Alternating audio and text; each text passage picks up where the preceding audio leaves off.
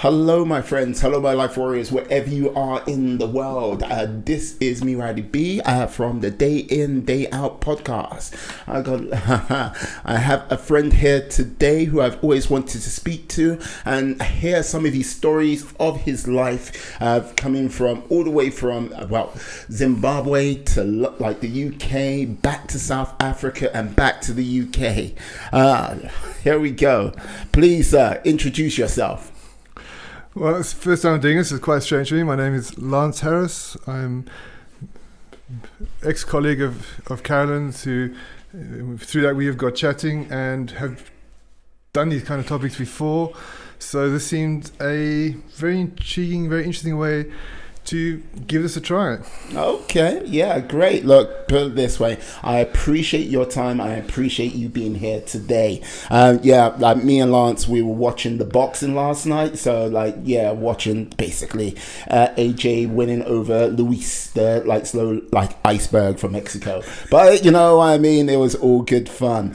But we'll get to that in the future. But yeah, from what I had conversation with you in the past, you were brought up and raised in Zimbabwe for Well, I'd say this is one I always find a bit kind of interesting. I mean, I was especially my parents would always say I was born in Rhodesia, because in reality, no matter how you look at it, that was where I was born. Mm-hmm. I mean, it's confusing some people. It's a place no one's ever heard of, especially these days. Yeah, but it's modern day Zimbabwe, but essentially born in Rhodesia, in the time of when it was, Rhodesia. Okay. Didn't spend very much long there. I mean, we left there, would have been 74, so I was 3 and a bit years old, so got no real recollection of it. Only ever been back once. In 94 to spend some inheritance money which had to stay in the country. So literally, the last time, 94. Okay. Long time ago. Yeah, wow, 74. That is Well, 74, 20 years apart, the two times there. Okay, great. And when you left as a kid, you came over to the UK. How long was that for? That was between 74 and 77, living down near Portsmouth. Okay. Do you remember much about Portsmouth at all? Well, there's a little village called Dermead. So I left there in 77. Funny enough, keeping the same 20-year break, I went back for the first time in 97, Okay. 20 years later. And I could remember the high street, my primary school. Mm-hmm. But for the much, it had gone from a one-street village to, as typical these days, housing estates around, all these new build housing estates. I mean, the village, I'm guessing, must have quadrupled or more in size from what it was 20 years before. But it's really weird. I say, still recognizing. The one thing I could remember was the school. I'd done probably a year and a half there at that stage. So the school I could kind of remember. And obviously, at the time we lived in one of the mobile caravan park. Okay. A mobile caravan park. Yeah, I mean, folks weren't terribly... Well, it was well off. I mean, part of the reason we left at the time was, the 70s weren't a great period here. It was just before Maggie came in. Mm-hmm. And I remember riding blackouts. I remember my father working 3-day weeks. Sometimes you couldn't get milks. Remember powdered milk and stuff. Yeah. Okay. So I think as a lot of people left the UK in the 70s to go to South Africa, Canada, Australia, having only been there for 3 years, we joined that. In fact, my folks wanted their first choice to go to Canada. Okay. Couldn't get in. Right. Why couldn't you get into the... Just, from what I understand, it just didn't have the good enough skill set, really. Everyone knows Canada and sort of Australia as hard places to get in. They've then, yeah. Yeah, but back then, wow, I'd have thought they would have been biting people's hands off to get you in. I'm surprised they didn't go sort of further down under, say Australia. I think again, there was still, of the family we had, Rhodesia at the time, which now would have been on the verge of Zimbabwe, had a lot of them in South Africa as well. In fact, I mean, my father's 3 brothers, at that stage, there was one in the UK. He was up somewhere in the northeast, I think, and the other two in South Africa. So it was felt to be easier. My mother's brother, he was in the States, so that wasn't an option for us. So South Africa had at least some family links. The funny part is they were on the other side of South Africa to where we went to. We ended up staying on. Oh, you stayed in Cape Town. They were all in Joburg or Durban. Joburg. So yeah, South Africa became the choice after Canada was the first choice. They said, but I think it offered more. But at the time, for whatever reason, they couldn't get in. Yeah, like when you say Joburg, there's a famous meme where you've got the Lion King, you got like Simba and Mufasa sitting there. It goes, yeah, everywhere the light touches is our kingdom, and he goes, what about the dark place over there? And they go, oh, and like Mufasa replies, that's Joburg. No, don't go there. I can see where he's gone there. Lots of light, but a dark place. Yeah. Okay. Like this is the thing. South Africa, like back then, was a very sort of different place. Like I know it, like for many a person, it wasn't easy. Well, I mean, my first record in South Africa was starting school there, and well, maybe they realised, maybe they didn't realise, but obviously we left end of July here. In fact, it was 7th to the 7th, 77. I do remember that. Yeah. No, sorry, I think we sailed into we sailed to Cape Town. Yeah. In those days, flying was ludicrously expensive, so we went out on. You may or may not have heard. There's a fleet of ships called the Castle Line. No. And what, we were on the last outbound trip of the Windsor Castle. Right. Was it like a P&O like today? No, or? it was more functional than it was functional travel rather than a leisure travel. Right. So I'm not saying it was bare bones. You weren't like hammock or something like that. It was proper cabins, but not the modern leisure kind of cruising. Okay. It was a 2-week cruise. It was a 2-week journey down. 2-week journey, it's called. Yeah. And so we left in July because that's when schools finish for the year. But South African schools run January to December. So I'd finished basically my second year at school. Right. And I was arriving with basically a third of the year gone already. No, to go. Oh, okay. From basically August through to December. So, and because I started school here in the UK, I was particularly young because here you start 5, there they start 6. So at one stage they almost wanted to move into a year above where I was, but fortunately they kept me in the same year in my second year at school. But school-wise, I arrived at a very Afrikaans-based area and a very Afrikaans-based dual medium school, English Afrikaans, but far more Afrikaans kids. And I must have set a record for losing an English accent. Because you did stand out a bit in a crowd when this... So you came in, cheerio, pip, pip, what?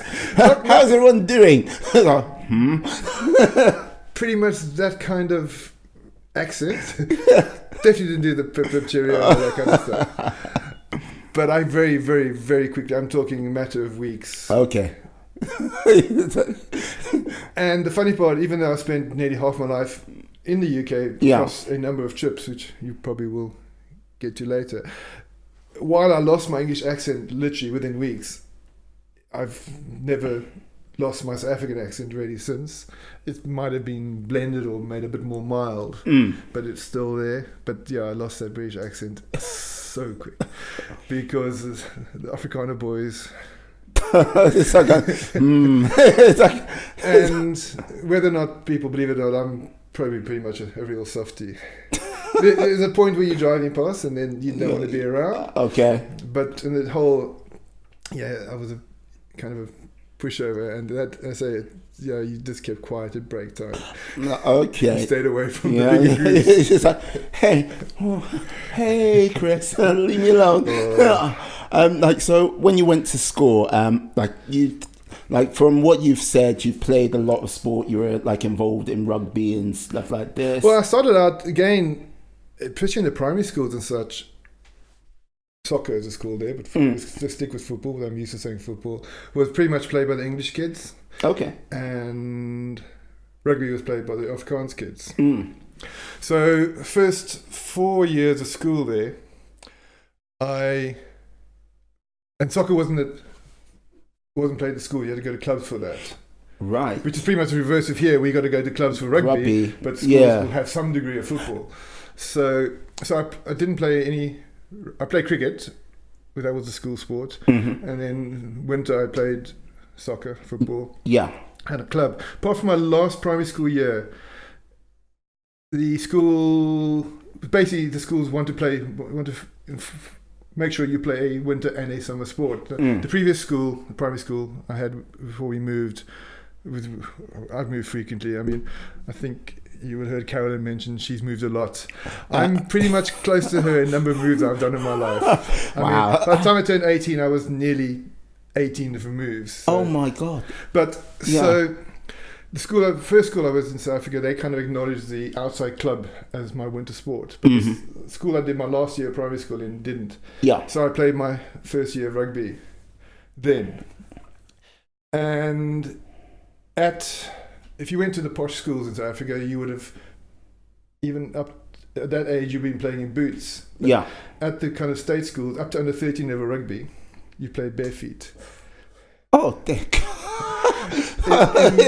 Why barefoot? Because it's the cost of boots. Okay. You know, and this is still what, early 80s. You know, Yeah. the world hadn't got to the stage now where there's so much cheap disposable stuff. You know, even I remember touch on now. I remember I bought my first pair of rugby boots as a young adult, and I spent a good amount of money on a good pair of leather quality boots, which I got nearly 4 or 5 years of playing rugby out of.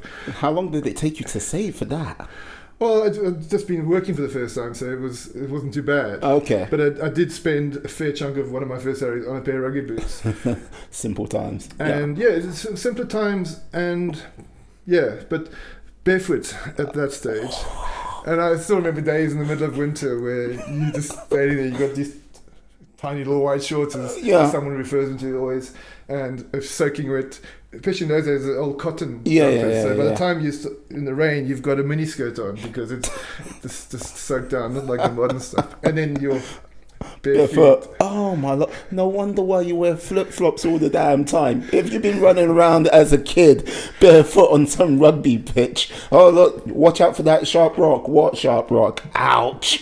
It's like... But we used to walk barefoot around in the I mean... You walk down to the local, we call them cafes, but here they're called news agents. You walk down you walk down bare feet. Yeah. It was again, as you said, a simpler time in life. Yeah. But your feet used to be, you didn't feel anything because your feet, they got rock hard. I mean, and shoes was like... No, I hear you. Like I had like cousins in Nigeria who'd walk around bare feet, but like there's such things as rocks, and there's such things as like hot. As it gets hotter, the ground gets hotter.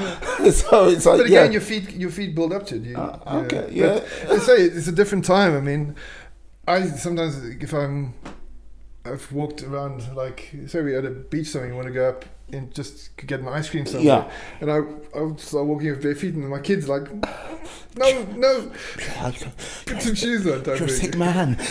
And so bare feet, it's probably where it started. Okay, right. So you got your boots like after going through like some trying or going barefoot everywhere. What position did you play in rugby?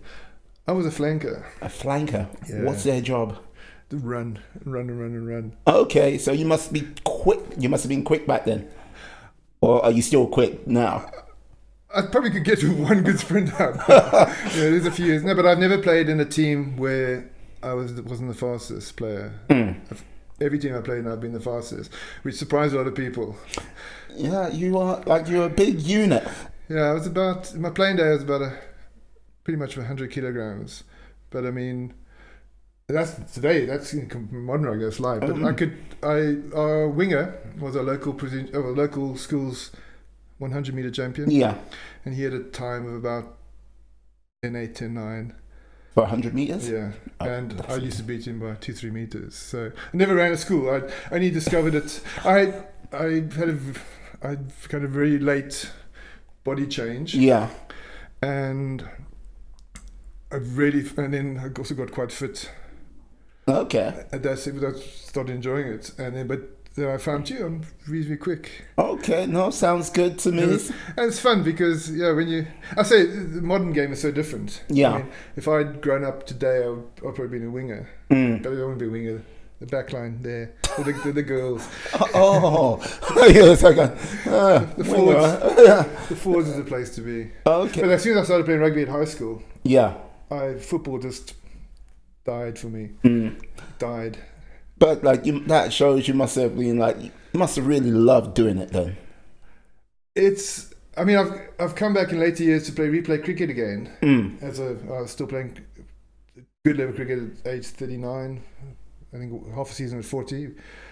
But if I ever did that rugby, I would have probably killed myself, because even the cricket I was playing with a 40-year-old body with a 21-year-old mind. It's like I can do this. I can do this. Creak. It's not so much doing it; it's the recovery. The recovery is the thing that changes, and that's not just sport. It's out on the town. You can still do it. Yeah, you can. You can. Oh, wait a second. When was the last time you were out on the town? Well, I've got one next weekend. We could Christmas party. Christmas party. Okay. Where's that going to be? A local hotel. Okay. Oh. All I've got to say is, yes, watch out that part of the world while you're out and about. Last year was about 4:30, I think. 4:30. Up for breakfast at 9:30. Okay, wait. So you got up. I'm sure you were you highly active or just like? It was a slow day. Just staring out, just like. But like with. Let's getting back to that. Yeah, we digressed. What was the best game you played in? Just out of interest, do you have one, or is there just sort of like individual game? Yeah. As much as I would like to say rugby, was a cricket match. Really? Yeah. We played double innings cricket there. First innings took 7:49, and the second innings took 4 for I think 51. So 11 wickets in the match, which I'd never done before. Good fun. Dear me, unstoppable. That's like 11 wickets in a match. Yeah, God. That was fun. It was good fun because we had fine system after each match. It was very jovial. Fine system. So I walked in and basically I didn't get with the maximum. We had a upper limit of what your fine could be. Yeah. So I just put down. At the time it was 10 rand, Mm. which now it's peanuts, about 50p now. But back then would have been probably. This is going back to early 90s. Would have been equivalent of about 4 or 5 quid. Okay. So I said, put 10 rand down and said, fine me. I ended up getting fined like 25 rand. I got so cocky. Yeah, fine me. Oh, really? 25. Yeah. Look at him like, why? Why are you doing? Just like, stop talking, you fool. Stop talking. There's a lesson in there. Yeah, it's like, everything should be a lesson. Yeah, the more I talk, the more I pay. Pretty much. And so, there's a lesson learned there. Okay. You're just like, oh my God. So I basically bought drinks. My money is a fine. Everyone drinks. Drinks were around about that stage. You would have probably got them for around 50 or something. Okay. For a beer. So you basically financed everyone's night. Yeah. Pretty much. 25 rand went a long way back then. It did. So did you win? Like, did your team win any sort of like competitions, like trophies, or? So 94 size, 94-95 season, cricket team won promotion from the 2 Premier League levels, and we won promotion up to the top one. Okay. And had a good season of that. In fact, we were in the final game, which we had to win. We hit a bit of a flatty, and not through my bowling. I actually ran a guy out, right, which started the eventual slide. Yeah. So I did enjoy that moment, and man, that night we got paralytic. In fact, I got some good photographs of me enjoying the evening, and then they got me passed out in the change room. But I did at least had the good grace to remove myself and go pass out in the change rooms. And this was 94, right? Yeah. Oh good God! You were taking pictures. I'm like, look. Yeah, this would be on a regular phone back. Sorry, regular camera back then. So it's not like today where you snap everything crazy. Yeah, no, but this is what I'm talking about. Like you had a camera with you. Well, I didn't have a camera. I didn't take the photo. Okay, no wonder. Okay. But having a camera out and about, look, put it this way, one of the saving graces of being a gent in his mid-40s now is like the times where stupid things would happen. There was no cameras. Today, if I was in my sort of early to mid-20s today, I'd be like, please, everyone, delete everything, because yes. I heard funny stories because, I was apparently, especially half paralytic, or maybe even fully paralytic. I was apparently a bit of a dead weight. Yeah. And so I'm trying to remember, would have been my fiance at the time. Mm-hmm. It would have been a transition from girlfriend to fiance, but definitely before we got married. Yeah. Anyways, now I'm thinking pretty sure it's fiance. Anyway, she got about 4 guys to carry me to the car, and then we got home, and then she realised, So she called my brother, and he quite kindly came over. And I don't know how, but I woke up we had a spare bedroom, a guest bedroom, and woke up there next morning, and one of those. Where am I? I'm downstairs. Oh, that's probably not good. And it was an awesome. We went out walking the dogs that day, and I just sweated alcohol. You must have had that experience before. Literally, you can actually smell the alcohol coming out your pores. Oh, thank God. Well, if you had a night where you wake up in a changing room at one point, and then you had 4 people. I didn't wake up in the changing room. Well, you had 4. Well, oh no, don't worry about it. You had 4 people which carry you to a car. Then This is all secondary news. These guys went in great. It literally was on this one on each leg, one on each arm, carrying me that. Oh my Lord! Yes, that must have been an epic night indeed. I'm just glad they didn't throw me in the swimming pool. But our cricket club actually had a swimming pool next to it. That would have been. I think that would have been a different story in time. But okay, so girlfriend / fiance. Okay, you've got 2 sons. Is that correct? Yeah. Okay. How long was that for? How old are your boys? I hate saying this. I no longer have teenage boys. Okay. Right. Yeah. 22 and 20. 22 and 20. Yeah. Oh my Lord. So wait. Did they both go to university? One's at university now, one's not. So. Oh, okay. I don't mind the age, I don't mind anything else, but the one thing I'm dreading is when the granddad tag comes out. Wait a second, is any of your boys looking at one particular girl she's the one? Not yet. So keep encouraging that. You know what? I'll look forward to the day when Granddad. I'm sure you'll be a fine grandfather. Don't go there. Look, if someone's got to carry on the brainwashing of your kids to be Tottenham fans, they're not. Oh, they're not. Wait. Again, the kids are fickle.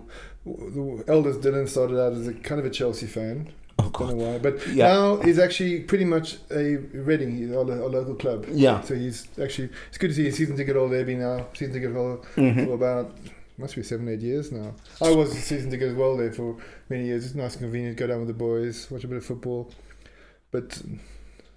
and Liam kind of floats, but he's currently claims. His last one is a Man United fan. Sadly, it's not my fault. I tried. Well, you know what?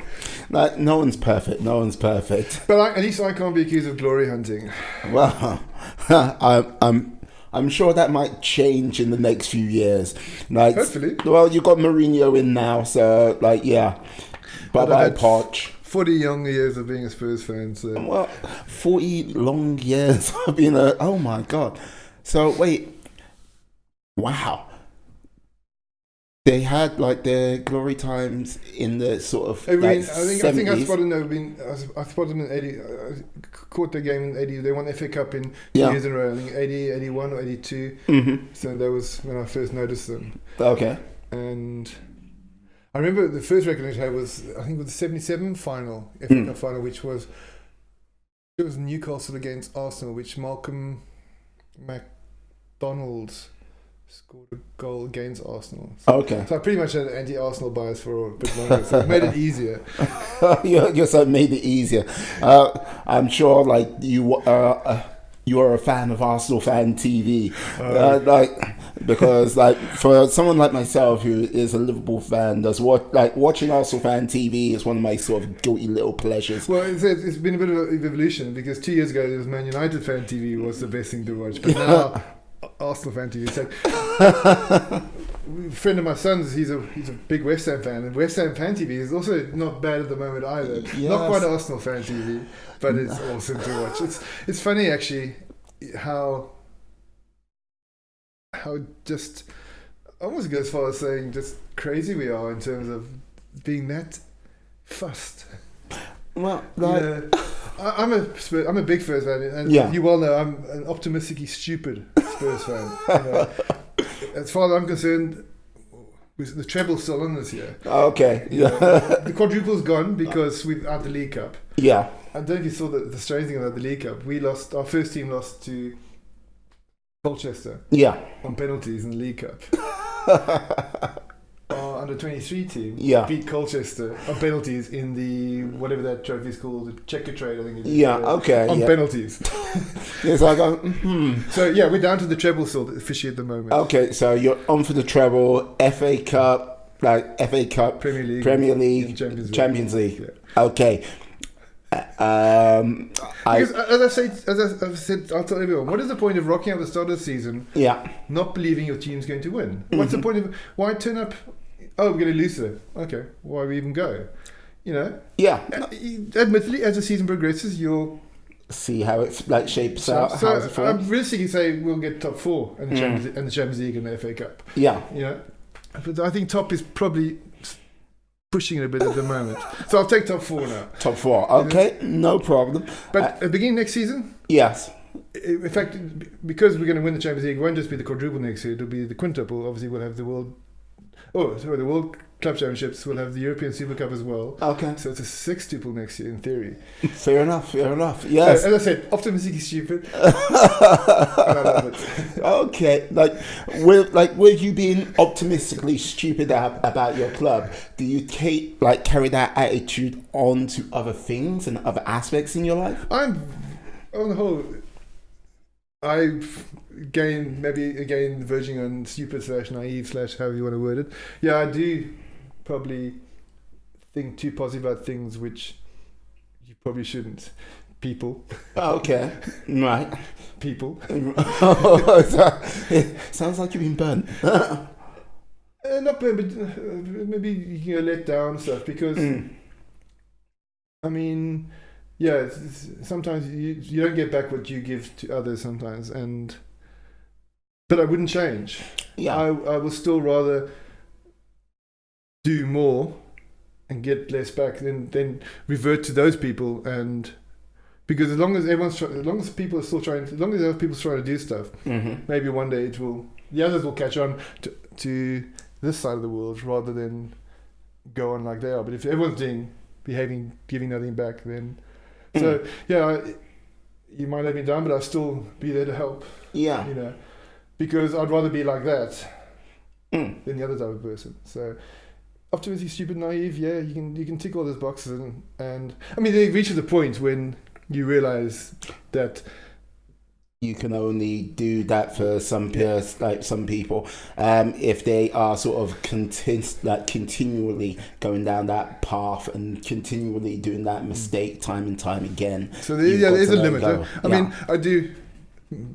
Maybe Tottenham, we are going to win the quadruple. But it's like, like, you know what? Like, it's your pain with regards to Tottenham on that side of things.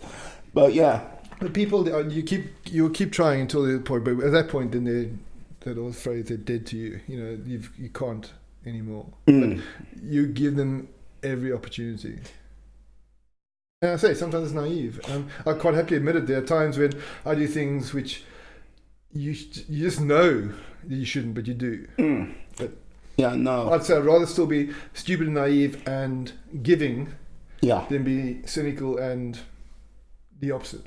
Yeah, no, I agree with that. Like, with regards to, like, just going back slightly, with regards to giving people chances, I'll give people a number of chances, but if it comes to the point where it's like you're not helping yourself, I'm only can do so much for your life, but it's the rest of it is up to you. I think if it starts impacting you, then it's got to stop. Oh, but, yeah.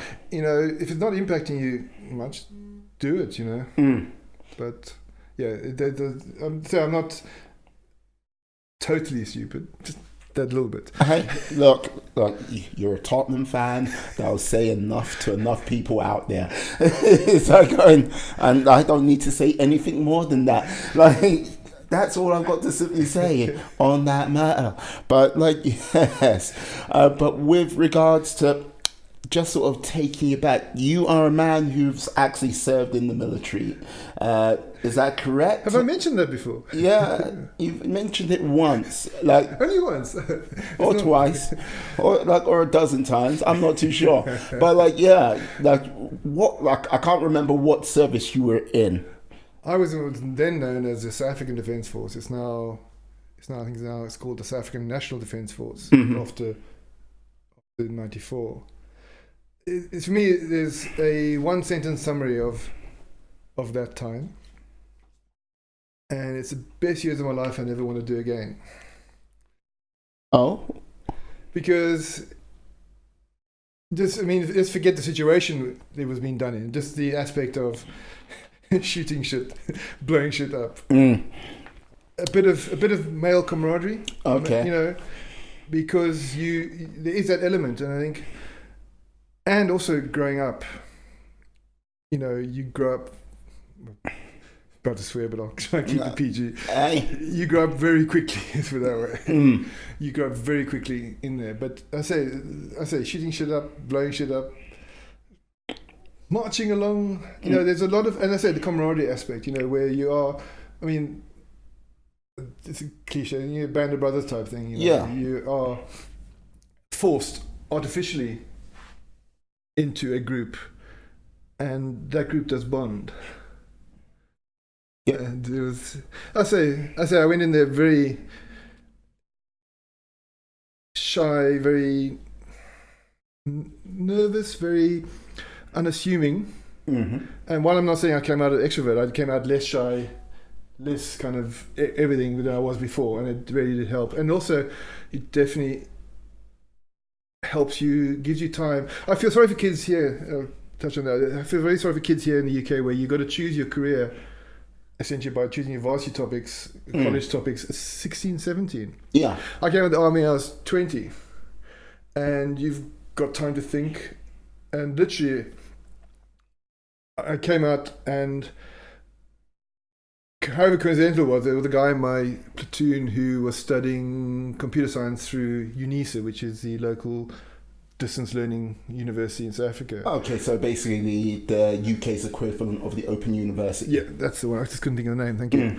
And I just looked at some of his stuff, and it works through, and I said, that's interesting. I can do this.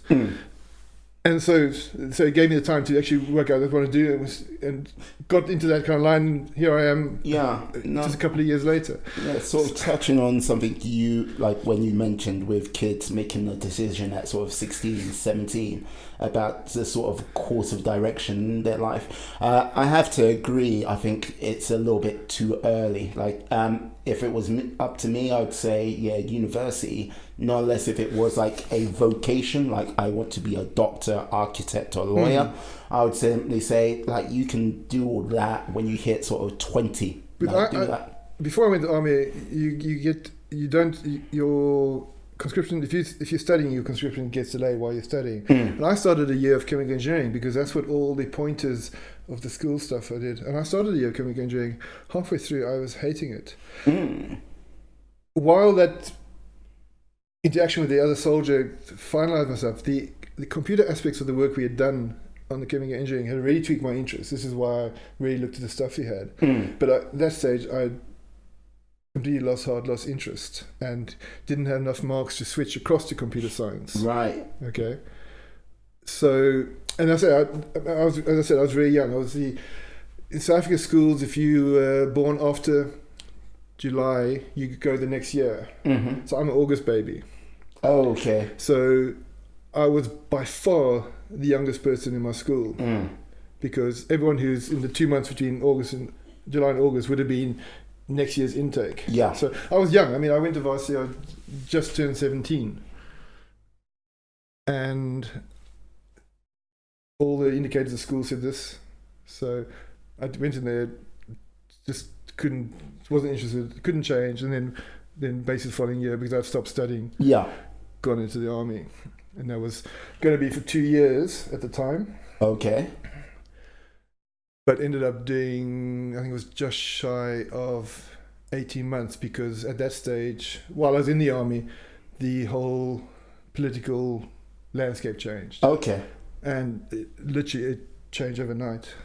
Like, when the political landscape changed, like overnight, in the army, like, how did that sort of affect things? Because it's one of those things where you either you watched it on the news, back like watching it thousands of miles away here, but being in that type of organization. At the time, literally on the day that Nelson got released, there was I'm not sure, it was literally called a state of emergency. I'm not sure exactly what else it legally means, but there was the country being in state of emergency for years.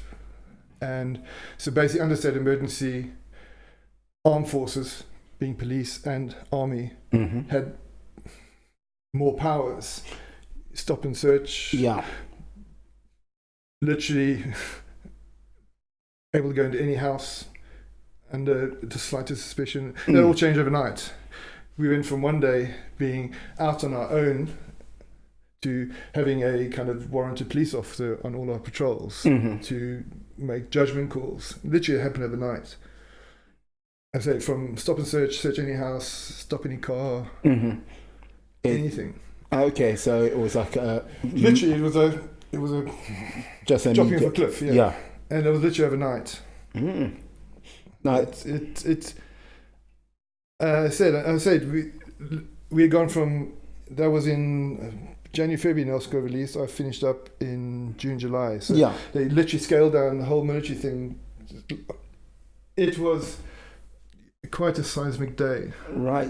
What rank were you when you were in? The funny part I say one of the things I don't forget do not.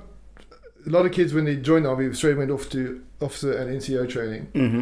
I'm not that interested in the army type thing, and then kind of woke up halfway through and I then did what they call the section leader. So in a traditional army unit platoon, you have a lieutenant in charge and a sergeant as the NCO. Then you have what they call section leaders, right? Who are they're in charge of typically 10 men. So I became a section leader. So for a while I was Lance Corporal Lance Harris, but did finish as full corporal. Okay. Fair enough. So like from that sort of standpoint, like with you being like sort of a boots on the ground like soldier, it must have been like quite confusing at the time. It was. I mean, because there were days normally when we were out of patrol, I had my section of 10 guys, and we normally traveled with either the platoon sergeant or the lieutenant. There are days when I went out and they were either elsewhere and you were in charge.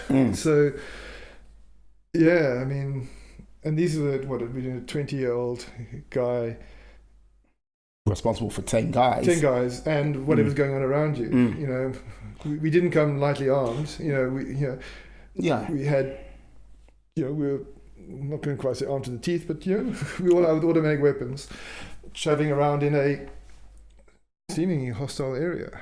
And when you say like hostile area, what area was this? This would have been South Natal at the time. It's now called KwaZulu-Natal, but it would have been Southern Natal at the time. Okay, and Southern Natal, is that like a city? Mostly rural. Yeah. A couple of coastal towns, but most of the rural townships, as they're called.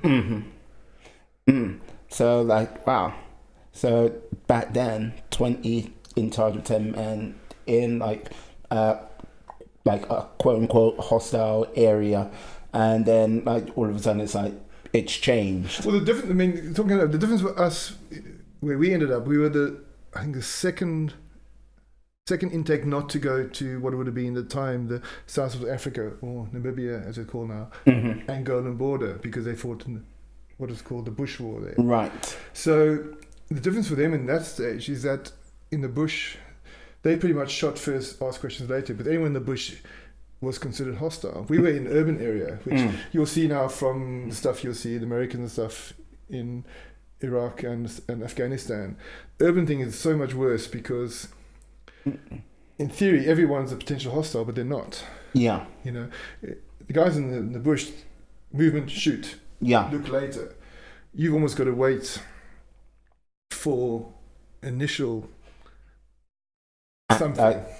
So yeah, I can understand that type of. I mean, I've watched a lot of stuff on, especially the youngster stuff in Iraq and Afghanistan, walking through the streets and stuff, and it's horror because anything from a kid through to anyone is in theory could be planning something. I mean, obviously we didn't have stuff like no aspect like the suicide type bombing stuff, but anyone could be packing. Yeah, no. And urban is really quite. I really feel for those who are doing that extended period of time. I did it for 6-7 months, and I mean it's fine being in the vehicle, but when you're out on your feet, it's interesting. Every window you walk past, you don't know what's behind the window. Oh, okay. Wow. No, that must have been, like, how can I say it, a tad bit stressful. I mean, we only shot it once in my time. There were other areas which had far worse. But yeah. Like, hopefully you didn't, like, no one was lost in your... No. And, I mean, we turned fire and we have it scarpered pretty quickly because it might have been 1, maybe 2 weapons against 11. Yeah. Armed to the teeth. Like, I ain't gonna work. But yeah, it was... Yeah, I mean, never know what happened. That's why we got there was apart from the evidence of firing and stuff, and obviously our return fire, gone. Okay, But, great. yeah. So how long were you in? You said 18 But months. I think it was just a fraction over 18 months. So Yeah. And then after 18 months, did you go straight into the computing side of things? Because you mentioned you used I can't remember, like a friend of yours got you interested in computer science. There was a local company where I eventually had my first job called Sanlam, very Afrikaans, huge insurance company. There's 2 big ones in South Africa, Sanlam and Old Mutual. And they had an advert out, which I think my mum found, and let me know, and they were looking for people to run what is then known as the IBM aptitude test. Okay. Which is a test which will highlight computer language development proficiency. So I wrote the test. I did manage to see my results went out. It's scaled from 1 through to 9. I do know I got a 9 for it. So I pretty much knew I'd found your calling. My calling. The upside downside of that, the company offered in-house training, 3 months full-time as a COBOL developer. But at the time, you had to it was a kind of a deal that you had to work in the company for a year in the operational area that you were going to code for a year later. Okay. And I think you obviously monitored the time just to check that you've had the right attitude regarding your skills. I think it was probably just a weaning out thing just to check your attitude.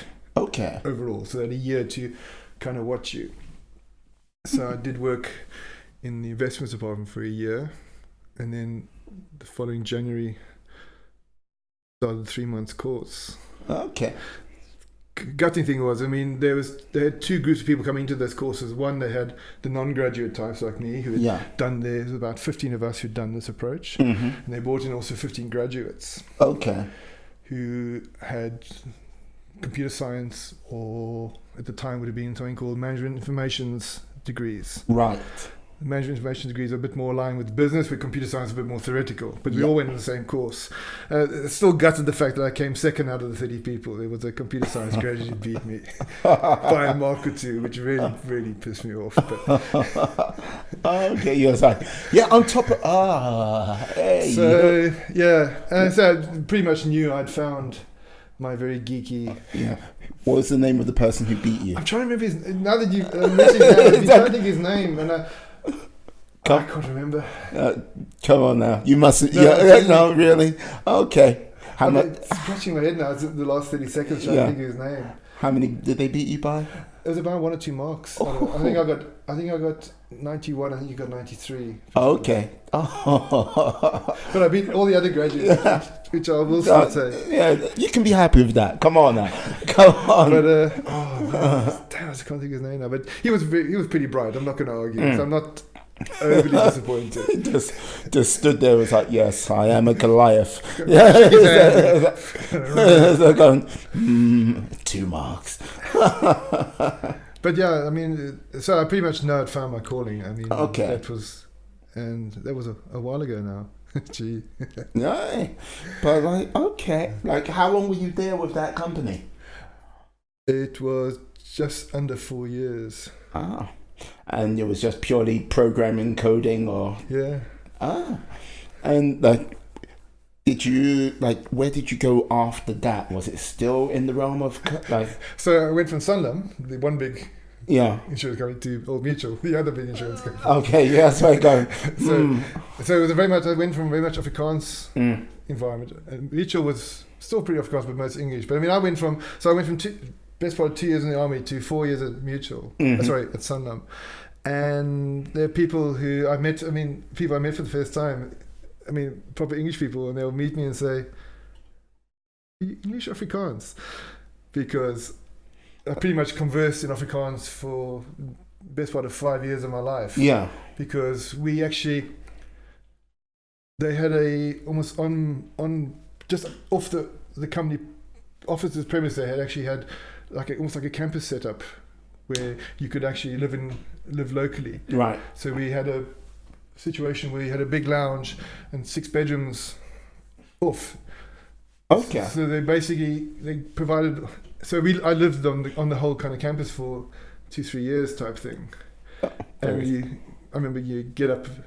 Longer than 7:45. You sit in your desk at 8:05. You know, it's like 7:45. It's like going 7:45. So because I lived on campus, I worked in the offices, and like I was at the army, a proper English dude joined, and we were chatting, and he looked at me kind of quizzically and said, "Tell me your name. Sounds a bit English, but I'm not sure." It's like, what are you, buddy? Who are you? But then I moved to Old Mutual, and as I've actually moved, the company got more and more English. But Mutual was a good mixture. I mean, I was there for 2-3 years as well, and then moved to a third smaller insurance company, which is based in southern suburbs in Cape Town, which is even more English, and that was pretty much English. Okay, right. So, wow. Lots of work over in South Africa, everything going well. May I ask, what brought the sort of change to leave South Africa? Well, in theory, I've left twice. I was here from 1997 to 2000. Right. And then back again in 2006 to date. Mm-hmm. So, first one of the things was that a couple of mates had come across to the UK for, at the time, Y2K contracting. It was good money. Well, okay, look, it's many years ago. I'm dead serious. The contract rates we were getting 20 years ago are pretty much. Sorry, the contract rates got on Y2K 20 years ago were pretty much the contract rates you're still getting now. Okay. There was stupid amounts of money being spent. Yeah. And why not be part of that? Yeah, no, I wish I knew how to code in COBOL because it's and literally the day I got offered a contract to come to the UK, it was in January '97.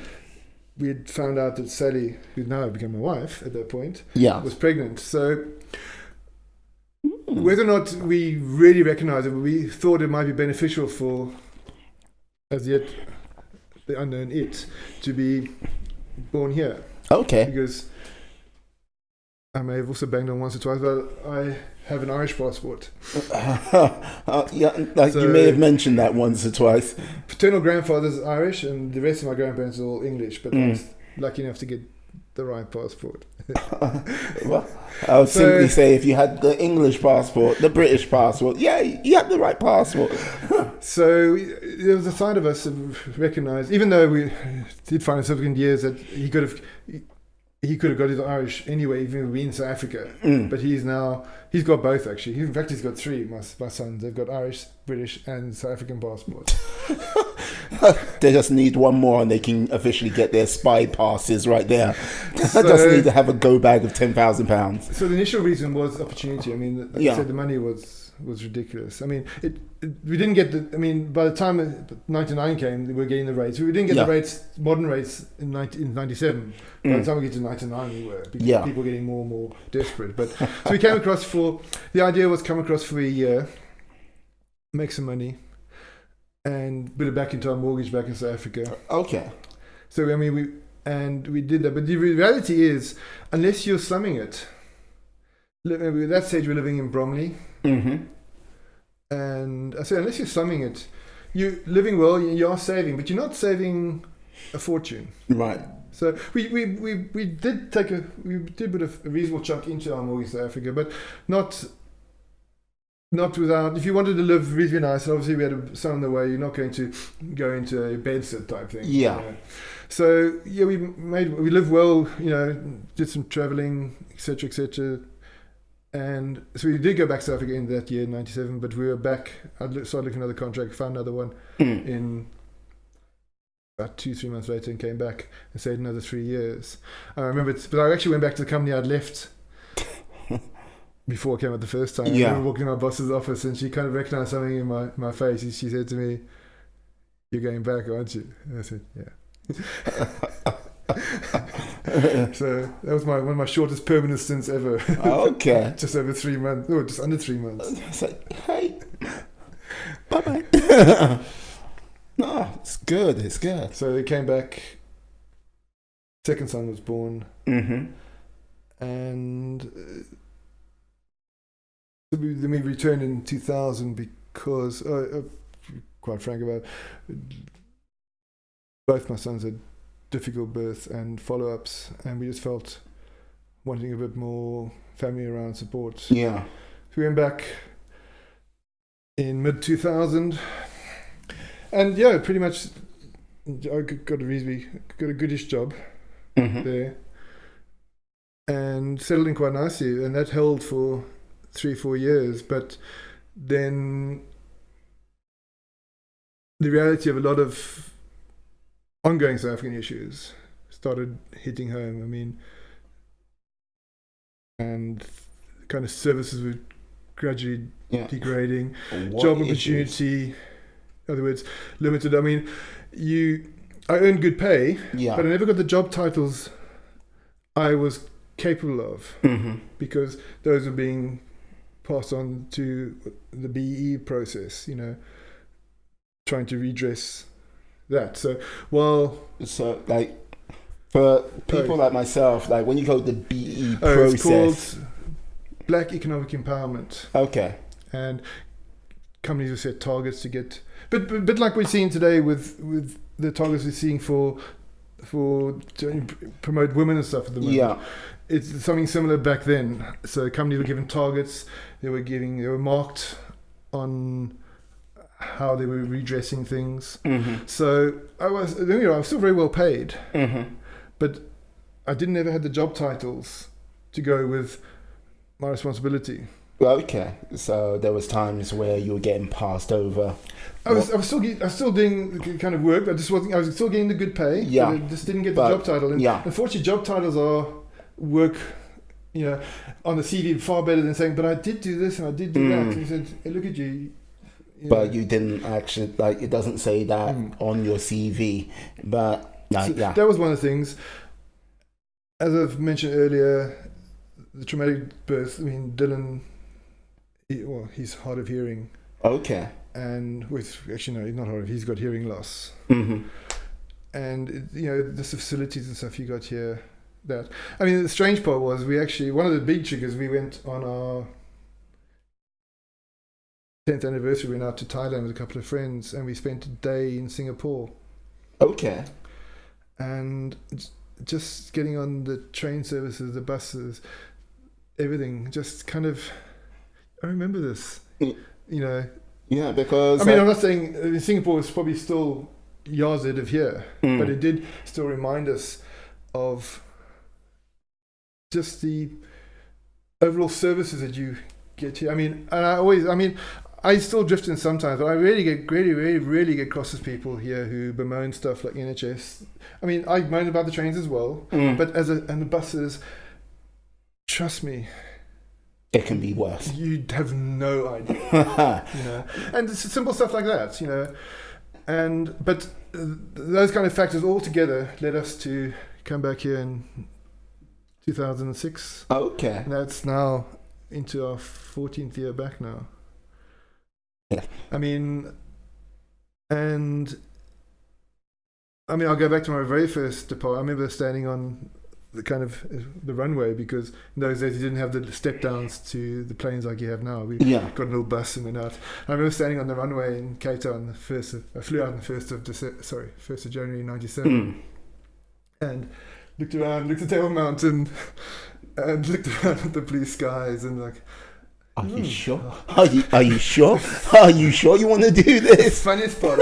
So obviously I landed at Heathrow 2nd of January 97. And I remember looking out, fortunately had a window seat, so I opened the thingy, looked out the window, and Jesus, blue skies. So, I mean, I haven't been in England now for 20 years, and I said, everyone's gone on and on and on. Yeah. But it's blue skies outside. And we were coming down to land, taxi down, and the captain comes on intercom, says, welcome to London Heathrow Airport, it's 6:45 in the morning. Yeah. Blue skies today, and it's -4 out there. That's reality for you. And then you realise that actually when it's blue skies here, it's colder. Yes. When it's grey, it's actually mild. Absolutely. But I said, this is not so bad. It's blue skies out there. Yeah, that temperature will check you right there. But the funny part, I mean, it's again about acclimatization. I knew I'll get into this topic, so I'm glad I did.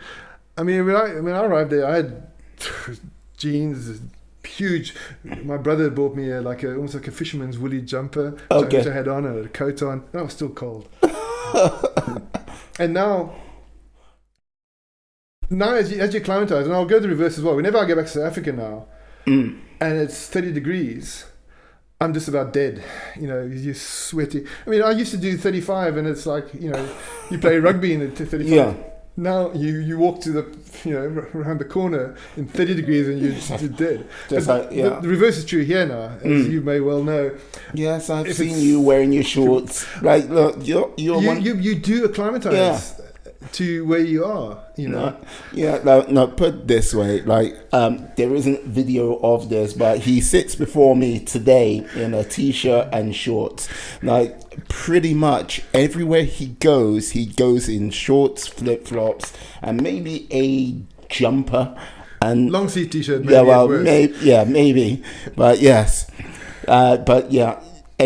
all year round he will be trying to wear shorts. It could be -5 outside, he would still be trying to wear shorts and flip-flops. During the 2015 World Cup, I did all 5 island games, because despite all my heritage, rugby-wise, I throw myself behind the Island rugby team. Yeah. Because it's the one I don't feel by far the close affiliation to. But so that started here in September and ran in October. And I remember going to the quarterfinal with Argentina at the Millennium Stadium. Thank God it was an indoor stadium. Otherwise, I probably wouldn't do it. But I walked down from the parking area down to Millennium Stadium. But I'd worn the same uniform. Yeah. Uniform, as you call it. Some khaki shorts, my island jumper, and flip-flops to all the games before. I said, I can't break this. we did lose in the end. Yeah, but I remember walking down, and two things struck me in the walk down. One was, as I was walking down to the stadium, there was a guy walking up. Yeah. Who had shorts. He had trainers on admittedly, so he's a little bit soft. Oh, okay. But as he walked past, I heard him talking to his girlfriend. South African. Yeah. But then I got to the stadium and then there was this steward there. He like looked me up and down and said, "Fair play." So that's when I watch rugby, I'll tell you this, for the next Six Nations, like coming to London, there's a pub in West Kensington called the Famous Three Kings. Yeah. Like it's a notorious place for the Welsh. Like if you're a Welsh fan, like they all congregate there. They have this area which I refer to as a mosh pit. Yeah. And all you hear is just Welsh songs being sung, and like you're just like, okay. Well, first game next year is Ireland Wales, so Oh yeah, you should come down. I'll tell you this, you got to get there early. Like yeah, I'll come with you. And like yes, like one of the problems, depending where you are, you can disappear to the bar, and you're 45 minutes, maybe an hour later, you'll reappear, like carrying all the drinks in the world because you don't want to go back to the bar. But you're not going to tell me they all wear shorts there, though, do they? like, you know what? Then you most probably find someone, like one or two, who shares your same short lead and like obsession. But yes, it is a great place for the rugby. And yeah. Well, I mean, I have a stupid rule which basically says from the day the clocks go forward to the day the clocks go back, I have to wear shorts and flip-flops. And I have been caught short a few times, trust me. it's like look, okay, you know what? And I've stuck to it. I say I've done it for best part of 14 years now. Yeah, and there's a fun side to it because there are days when you should not be in shorts and flip-flops. No, like, but you do it. Yeah, you know what? If the weather ever sends us the beast from the east again, I tell you what, that happened the week before the clocks moved forward last year, and I literally, I mean, it was a week out because it happened in the second or third week of March. Okay, yeah. Sorry, stretched from end of February to the second or third week of March. Yeah. Because it had the big one, then it was a week break, and then the mini one, which was had snow down in Banbury. It's yes, I was. And I tell you, it was a week away from having to wear shorts and snow. You're a sick man. You're a sick man. It's like, look, ever the optimist, ever the short wearer. It's like sickness. Oh my Lord. So you like okay? So you've been in the UK now for 14 years. That's so many, yeah. What part of the UK did you like living first? First place, we went from Bromley. Yeah.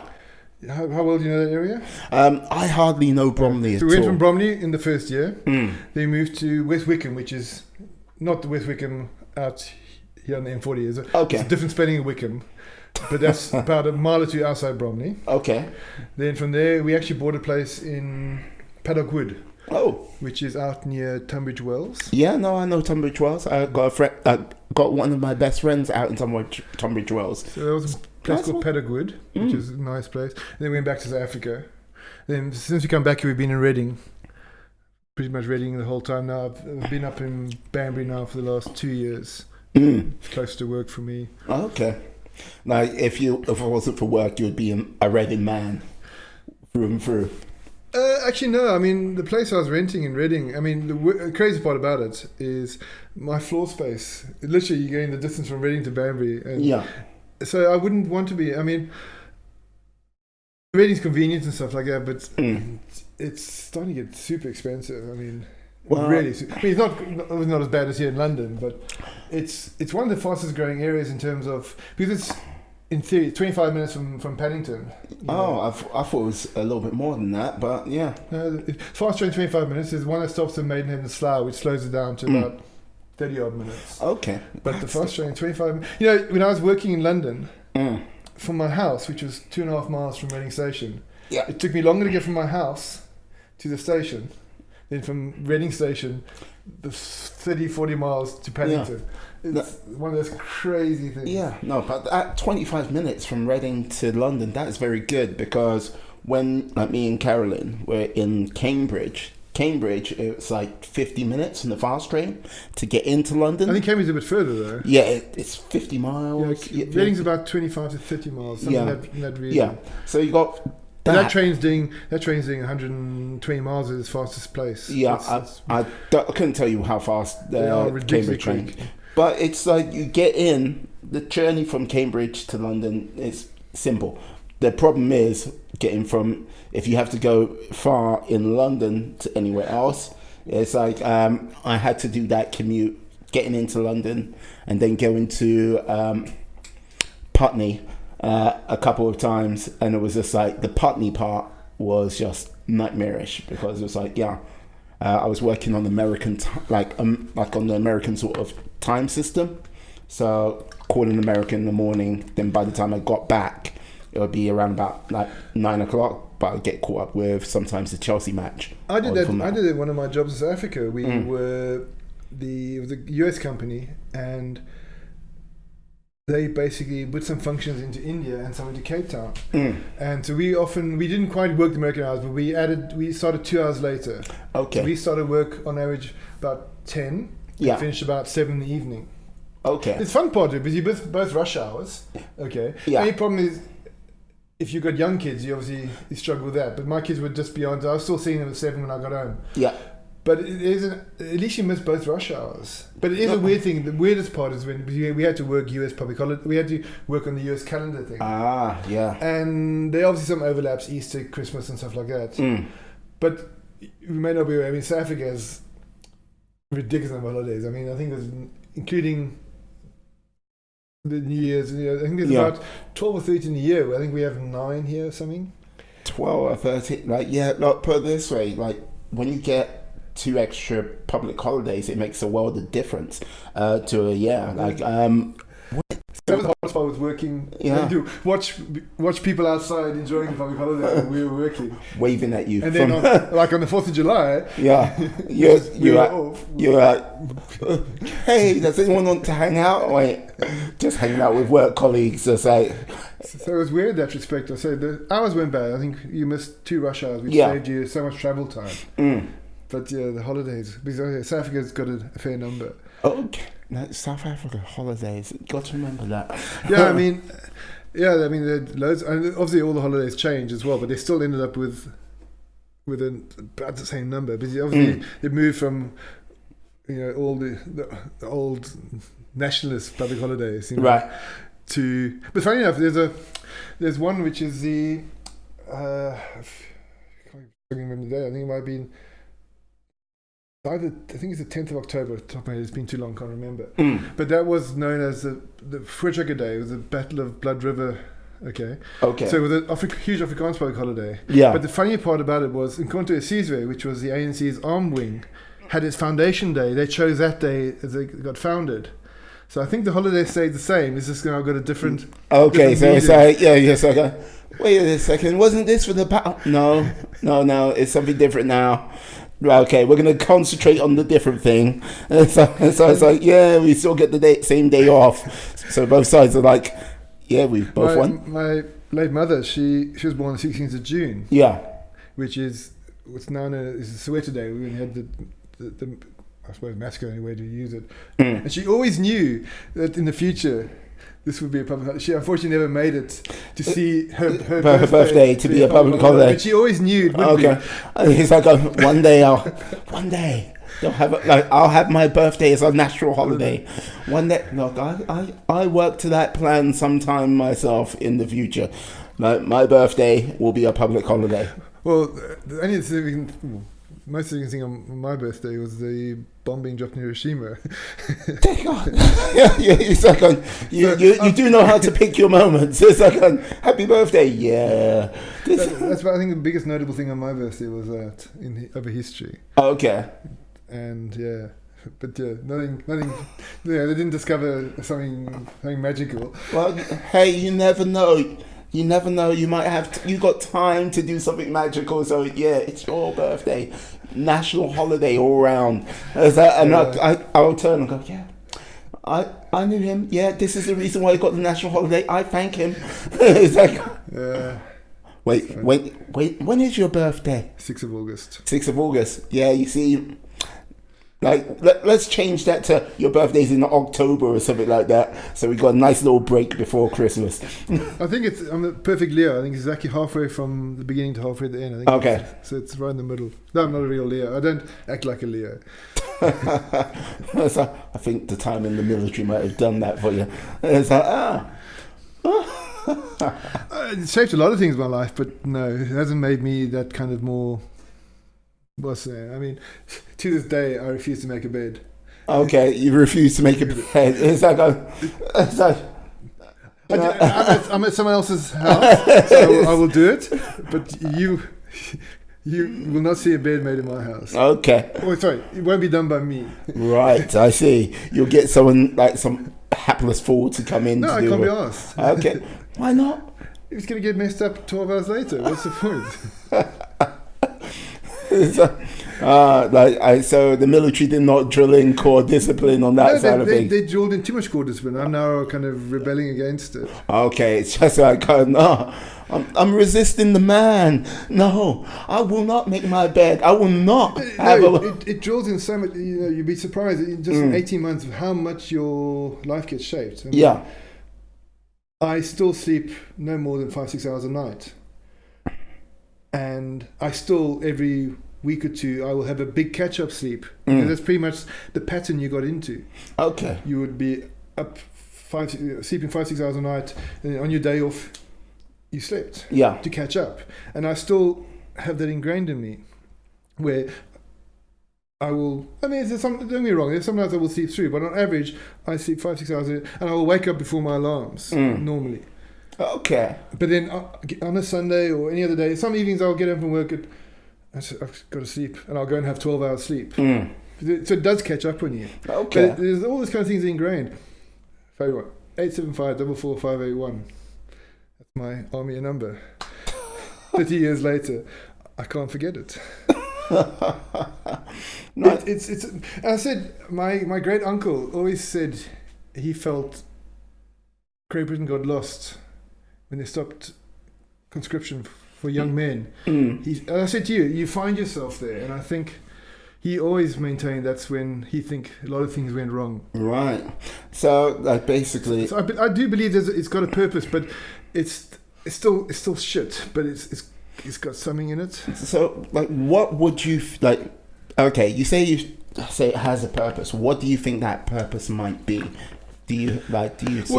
Unfortunately, that purpose now has been lost in the kind of nanny state we have now, because it was hard. You know, between what's the right word here, but almost not vicious, but not nasty. When you do things almost because you can type thing, sergeants and stuff you have. I mean, a number of times you got to do these stupid drills, and it's just there to almost, it breaks you down and builds you up again. Yeah. Okay. And I do think, it would never work in the modern nanny state. Someone tell you, give me 50 push-ups, and they go, no. What are you going to do? There was that fear aspect, which but I think it shaped young men. And it also gave you time, I think, to find yourself. Right. In male company. Yeah. And I think that plays a part as well, where you're all on the same boat and you're trying to find who you are. And stress is a great way to to reveal yourself. And again, that's why I wouldn't work in today's world anyway, because we can't even get stressed. No, but this is the thing. It was hard, but there were people broken by it. Yeah. I'm not going to lie, but I think the most people came out good. No, better for it. The thing, what you mentioned earlier, what stood out to me is the camaraderie. That's where that sort of that band of brothers, that sort of that coming together to overcome a bigger task, a bigger goal, rather than sort of maybe today where many a person can't find that sort of camaraderie where they can take on a bigger task, a bigger goal, where they find themselves being pushed maybe to levels which put them into a place of discomfort, stress, pain. Like, that's not there anymore. But when you did your military service, you experienced that and you came out the better for it. That's it. There are people who get broke alongside, don't get me wrong, because it's a hard environment. But those who come through it are better people for it. Mm-hmm. I mean, talking work together, I mean, as much as I don't like my kids being naughty, Yeah. but I love it when they work together to best us, to beat the parents. Okay. That I'm more interested in that Bond. the bond than the action. The fact that they work together, you kind of secretly, that's good, but don't do that again. It's like when they're out of the room, you're saying, I'm so proud. But I think it's a key thing. I think today, the modern world, we're so connected, Mm-hmm. but we're so disconnected. Yeah. I mean, my sons are, up on Snapchat, Twitter, Instagram, all that kind of stuff. And I'm trying to get it out of them. But anyway, they're up to all hours talking in inverted commas. You know, video, you can't see me doing it, but talking in inverted commas to people, but not really talking. And I think we're connected now in this modern world, but so disconnected at the same time. We've got too many superficial relationships and not enough deep ones. Right, yeah. So it's a case of you have 5,000 friends, but many a person can point to 5 people who they would turn to in a moment of crisis. If that, because the problem is you tend not to have time to focus on those 5 relationships because you're trying to keep up the conversations with the 5,000, and it's a problem. I think you're building too many superficial stuff, and this is again a scenario where you need something to bring you together. I mean, my day school used to do that. You know, we had watching our first team rugby, play another school. Yeah. I mean, you may or may not have seen. I'm going to focus on South Africa. And I know Australian schools are similar. I definitely know the American schools are similar. You know, there's a game in South Africa between 2 top Afrikaans rugby schools, which will draw 25,000 people. Yeah. Okay. A school's rugby game, 25,000 people. Yeah. Okay. And so I think that bonding happens, and don't get me wrong, it is starting to die as well, because in many ways across the world, I think everyone's catching up to this everyone's a winner type approach, you know. But you go to, I'll tell you, you can't even, they can sell these tickets. I don't think they do, but they could sell these tickets at exorbitant fees, and they'll still get 25,000 people through the door to watch a school's rugby match. Schools rugby match are televised. Not the everyday game. They have a kind of big schoolboy tournament every year, which is fully televised. And so I think the bonding, because whether you like it or not, the whole school has to be down on Saturday morning. And basically, they've got to get behind their team. And I think even schools no longer give you the bonding they used to have. You know, you were bonded because you were at the school, you were playing your arch enemies. Yeah. You're down there, you were singing your school songs, you were doing all sorts of stuff. And even that level of bonding is gone these days. School, I mean, they probably know 3 or 4 kids who they're close to, but the rest of school is just, so-and-so. Yeah. The bonds haven't started early enough. No, this is the thing. I'd say you are, with regards to that sort of the sports side of things, where you had, teams and stuff like that, you were quite fortunate. Because over here, when I was, at that sort of age in senior school, over here, we had something in junior school where you could, be in the football team and stuff like this. But as we got into senior school in the sort of 80s, where they sort of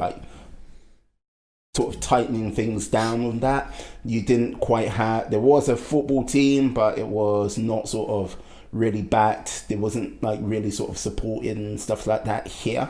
That's me being brought up in London. It may have been considerably different at the time if, say, I was not in London or a different part of the country, yeah, it might have been a lot more sports inclusive. But one of the things here, even if it was outside of London, they had a school system.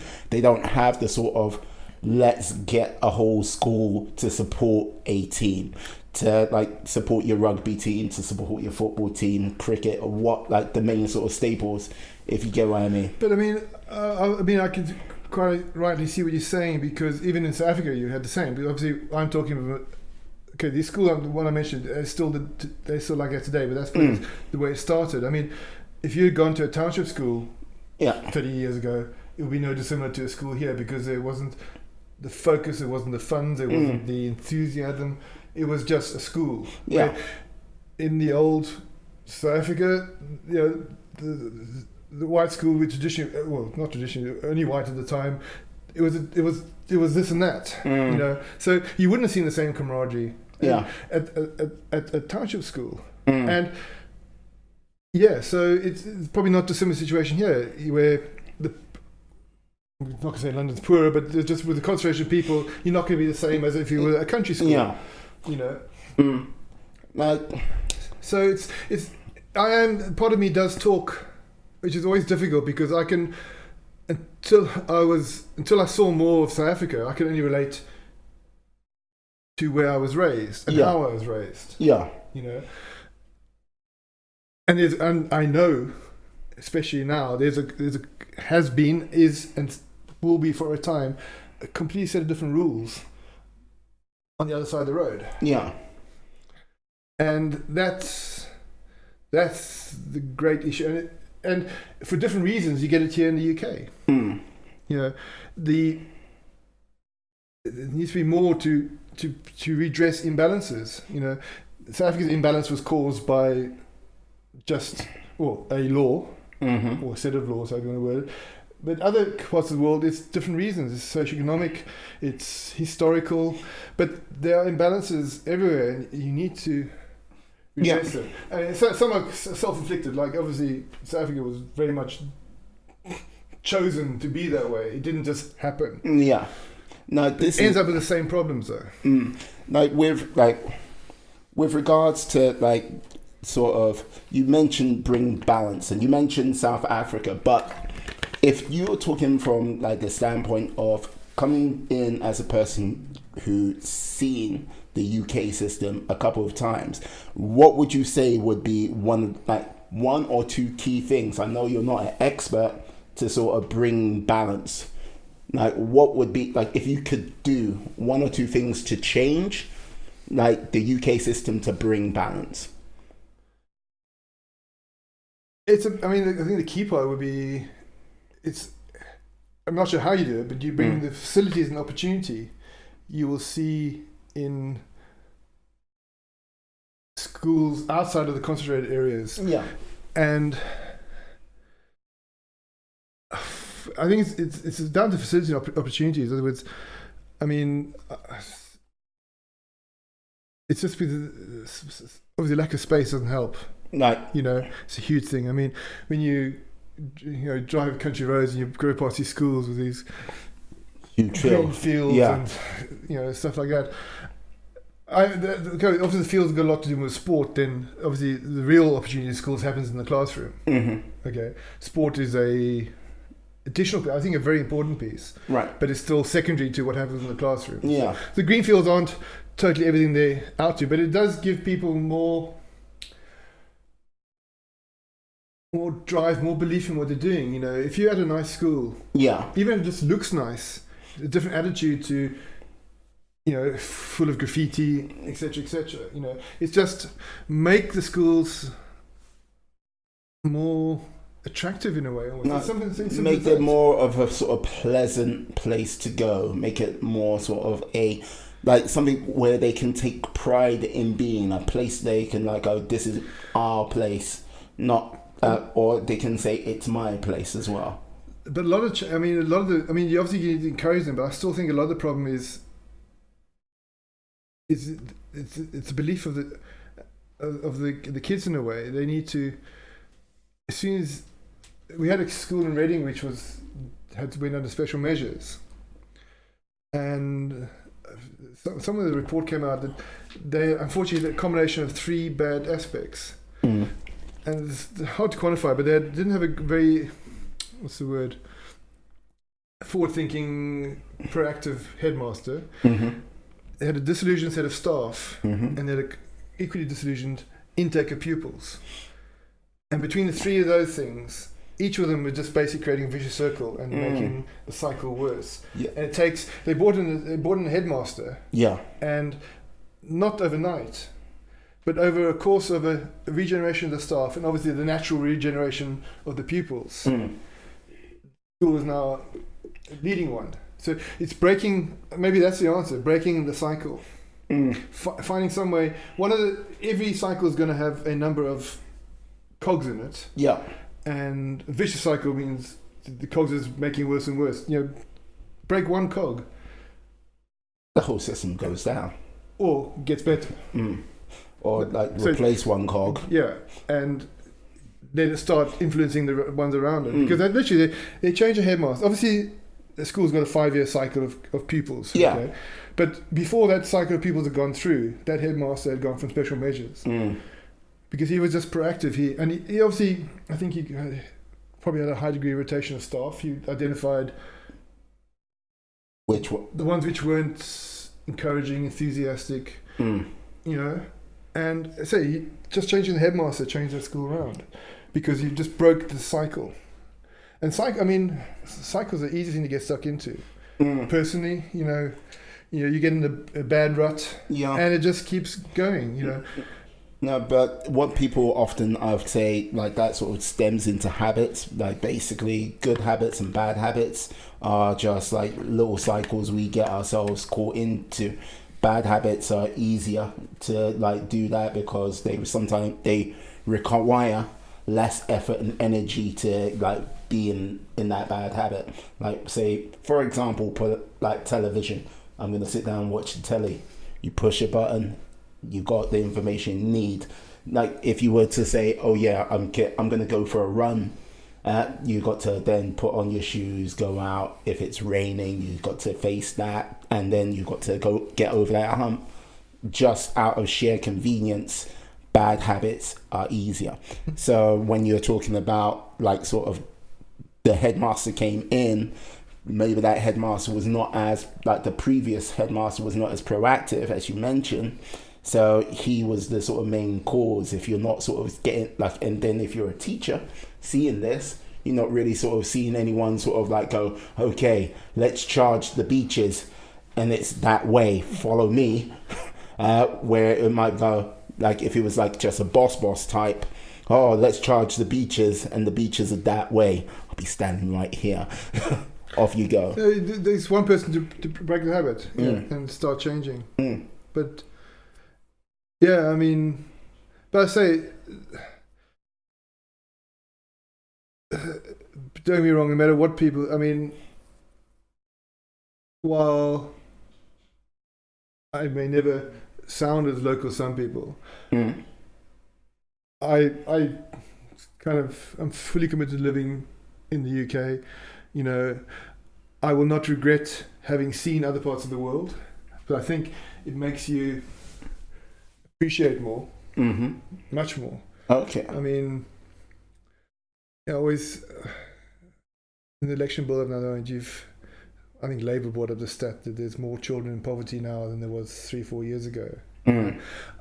Not that I find it funny, but I do say you don't know what poverty is. You don't know what real poverty is. You know, if you've watched the World Cup, Sia Khaleesi was talking afterwards. You know, for him, real poverty is whether he'll get anything to eat on a day. You know, not just the fact that he didn't have breakfast coming before he came to school. Yeah. You know, and it's put a lot of perspective in my life. I've had a varied experience. I haven't been all over the world, but I've had enough to realize the other side of things. Would you say, like over here in the UK, I'm not trying to put words in your mouth or anything like this, but would you say that maybe it might be a Western mentality like have a little bit like had so much privilege up until this point that we've sort of disconnected to what like utter hardship is. I wouldn't go as far as saying, I mean, compared to the rest of the world, or certainly most of the third world, I think we are privileged here, but I still think on the whole most people here live, I wouldn't call it a basic life, but they don't, there's not too many bells and whistles. I mean, it's certainly, well, it depends where you term better. I mean, someone living off the land, somewhere in Africa, Asia, South America, which are traditionally the so-called third world countries, probably as happy as anything. They live a very content life. It would look sparse when compared to our Western privilege. But Western privilege does not give us a happy life. So, yeah, I mean, Western privilege definitely does not give us a happy life. I can definitely say that. It's you make yourself a happy life in where you are. I mean, the weirdest part for me is through just a funny coincidence of a piece of paper. I can completely uplift where I was and come somewhere else. A piece of paper, which happened 2 generations back. My grandfather was born in Ireland. Sorry, all my grandparents were born here. So, but that's given me. It's given you an advantage. Like it's given you not an advantage. It's given you an opportunity. A choice. Yeah, opportunity. Through a random piece of paper. And so in many ways, when you have choice, you don't often work hard enough. Sometimes when you've got this to work with, you've got to work with it. When you have choice, you can choose suddenly. What's going to be more advantageous? Not make the best of what I've got. I can do this or that.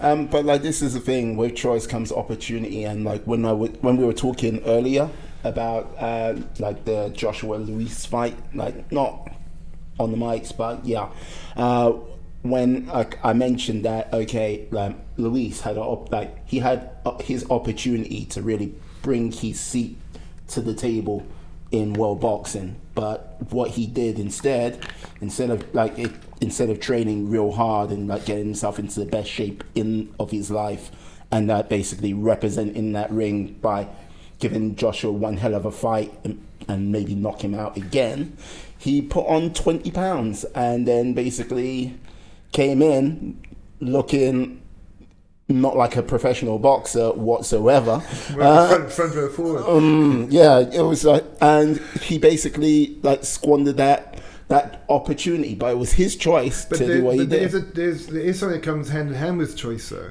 When you have choice, after choice you have potential regret, because when you look back at the path you chose, when you've got one path, you have less regret than when you have loads of choice and look back, say, what if I'd done that? And so choice is for me, and it's something I hold very true, is that choice has a double-edged sword. Because choice gives you the chance to look back and regret. Some people look back with regret. Some people say, mistake, move on. But choice does give you the chance to reflect, and sometimes reflection messes you up as much. So choice is great. I mean, choice. I mean, you pick up a Chinese menu these days. And there's 17 different items there. You pick one. Whoever you're with picks the other. You both get your food, and you look at theirs. Damn. I mean, and that's just, sometimes when you pick a menu and you got fish and chips or fish and chips, you at the end, choice can be not fun either. No, I hear you. I understand, and like this is the thing. But with choices like people make, I think it's a case of a lot of people don't make that choice. A lot of people don't take on the responsibility to make a decision, and indecision's a choice as well. It's an indirect choice. But it's like without taking that action, it sometimes, like I would say, holds them back, or it's a case of then that's where I think a lot of regrets and resentments build up. If you make a choice, yeah, you might look back and go, what if I did this other thing? But if you're wholly committed to that one choice, I don't think many people look back at, like, too many people look back at all. If it's like, this is the choice I'm doing, I'm going with it. Like, it might be later in life, way later in life, where they're sitting down going, whew, what if I did it this way? I've often thought back and said, what if my parents had gone to Canada? How would my life have turned out under that path? And, the real sliding doors moment, They did try to get to Canada, whatever reason, didn't get in. Yeah. But I think back, what had that done to my life? How would... But I strongly believe you are a mixture of what you're born as and how life shapes you. So in Canada, I would have a completely different shaping going on. This is the thing, you would have to, like, basically, you have to face different circumstances. Like, maybe you mentioned how you had to lose your English accent quite quickly. Maybe in Canada, they're like, oh, English accent, cool. Nice. And they'll be like, and you might go, okay, time to play this up a little bit more for the ladies. Hello. But you get what I mean. I was driving across the States a couple of years back, and a lot of places, I drove back, I did the old Route 66 drive, and so I tried to stick to the old one, so a lot of backwater towns. And another place I went to diners, and then tried to order food, and the kind of basic message was, I love your accent, but I don't know what you're saying. Yeah. and that, it could have been like that. They said, but that aspect where I was bullied on shaped me. So I chose to lose my accent. Well, not chose. No, you basically... I probably did it. Yeah, well, like, you most probably came to a decision like, hey, this, like, survival moment, let's lose the accent, change that a little. So, there was a time before literally in the weeks before I started my conscripted in, I was talking to family members, and I contemplated just coming across here. We've been as a just turned 18-year-old. Yeah. And I was eventually persuaded against my better judgment to stay in South Africa and do it. And I think that was a good decision. To stay in South Africa at the time, So, but in many ways, it was, there were price, not a price to pay, but the things I regret, but things that have shaped me by staying, which maybe I didn't need to have. Yeah, but no, but it's. I would say that sort of stems back to the whole how you said earlier with kids making their sort of choice about careers at the age of sort of 16, 17.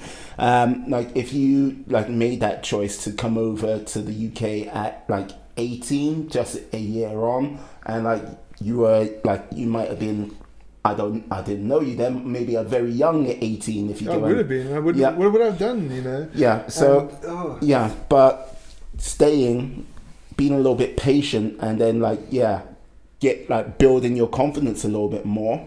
It was under a military setting. It helped you hugely. Obviously, I was probably pretty scared of the concept. Also the fact expecting to fight. I would never. I wouldn't say go as far as the conscious objector, but I really doubted whether I could aim a weapon and fire. Let me tell you what. Till the day someone shoots at you. It's yes. The training kicks in all of a sudden. You're going, right. Talk about the training. One of the drills the sergeants used to do was made you stand up and they say drop. And you fall to the ground, up, and you got to jump up. And if you don't do it quick enough, you keep doing it. And it definitely was one of the most infuriating exercises because it hurts a bit. You got to you've got to kick your legs back and drop. If you go down in episodes, you'll be doing it forever. So you literally kick your legs back and fall. Yeah. It's like someone pulls your legs behind you, and then you got to jump up on your feet. Yeah, but there's a reason why. So the day I got shot, boom. I was flat to the ground and not even thinking about it. It's so you realise that while it was being used as a punishment, it's gonna say it might save your life. It was used as it's part of that. I mean, the funniest part was I'm back on leave actually visiting my family out of town with a brother, and there was some fireworks going off. And I literally in the middle of the street. It's like everyone like looking at you like going, "Why are you on the ground?" It was very embarrassing, but it's just the way you think. Yeah, no, like I can totally understand that, but no, I'm just still caught up in the whole you chopping to the ground. But it's like no. But it's that the muscle memory, but it's that sometimes when you look at things which don't. We couldn't think of it as a purpose. This is also life lesson. You look at this and you see it as a. I mean, the phrase I use it would be a slice word was you used to call it opfok, which means it's a fuck up. Yeah. It's basically there to make you Opfok. Opfok. It's OPFOK. That's Afrikaans for it. Okay. Opfok. It translates to fuck up. Yeah. But it's basically there to tire you out. Mm. But it looks senseless. Yeah. But sometimes in life there are things which we're done by higher authority. Which you quite don't get me wrong, it's not a blatant blanket thing that authority can do what they want, but sometimes they do know something which they don't always have to tell you, but they know is good for you. So it is a lesson in life. Don't sometimes think it's been done. To like there was a Steve Jobs. He did a speech at a graduation ceremony. And like basically he was talking about the times when he was in college, and he was like in a college which did calligraphy and like basically getting like basic calligraphy, doing type fonts, everything like that, graphic design, all of that type of information. Then he said he was in this Buddhist place, and like he goes, at the time when he was going through all of this in his life, it made no sense whatsoever. It was just like going, I'm just doing this. But when he turned around and looked and went, oh, me doing this at that point in time led to like this thing currently happening, being put into place. It's on the times when he looked back and reflected, that's when he saw it was a building block for something which happened in the recent future, like in present day, to build on something greater in his sort of company or in his life. And that sort of reflects with regards to some of the military training dropping down like in no time at all. Yeah, but I think that helps. I think a lot of people do stuff like, and they might not get it at the time, but when they do look back, there it is. It's like, it'll be like, oh, I understand now. But that's again, it ties in with the fact, I mean, I said earlier, the modern world wouldn't suit the army I grew up in. Yeah. And even that got easy compared to guys going in 10, 15 years before me. Gradually, civil liberties have taken it away.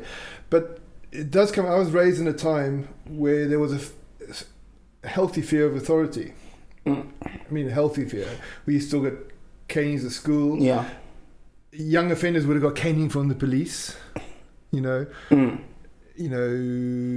you were fearful.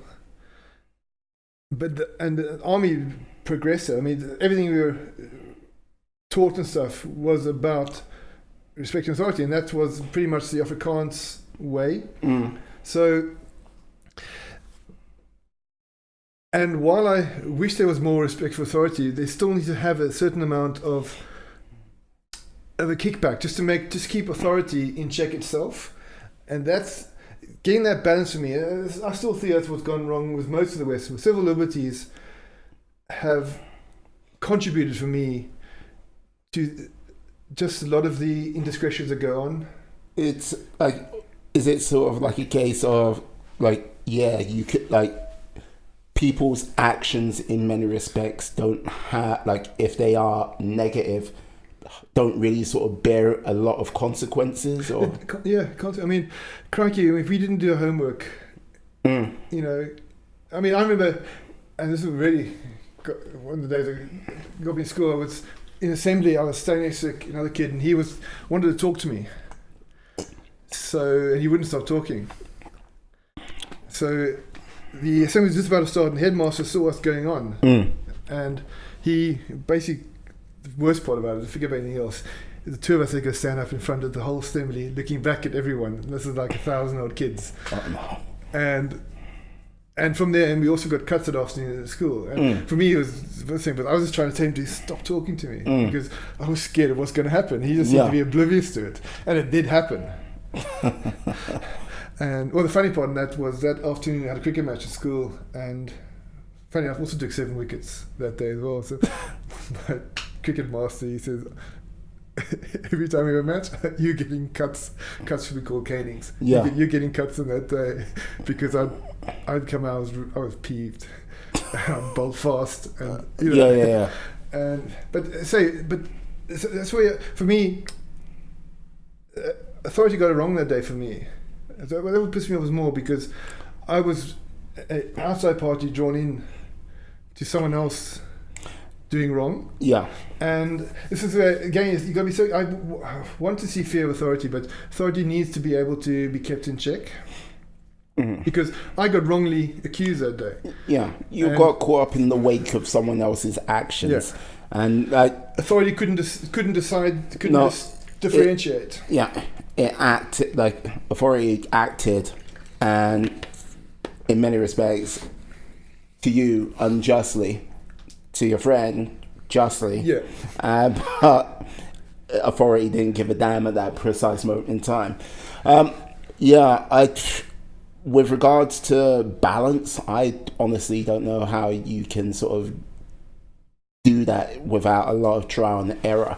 Right now, the world team, I don't know how I can say it, the world seems sometimes in a wacky place with like some things it talks about and the way it's actually shaped.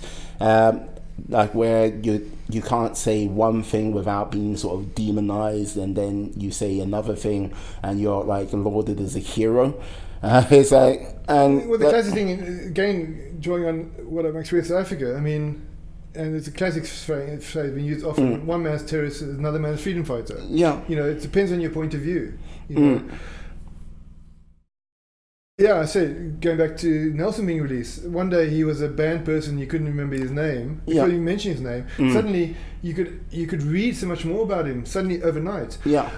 I had English friends who sent across a cassette tape for one of my birthdays. And this was very early now music compilations, going back to late 80s probably. It was either now, one of the equivalent ones at the time, but and it was an English one. And on that English one, or UK one, it had the song Free Nelson Mandela. Yeah, okay. So I remember looking at the equivalent one in a South African store, and it obviously did not have the song on. I doubt it would. And in reality, that would have been treated as subversive. The fact that I had this cassette would have labeled me as subversive. Nothing wrong with that in my mind, but still. And it was quite weird actually having that. I don't know what happened to it. I mean, what happened to tapes anyway. But so I say, when and suddenly being able to read so much more, you know, about the reality. And the one thing, I mean, it has led me to be very cynical about things I am told.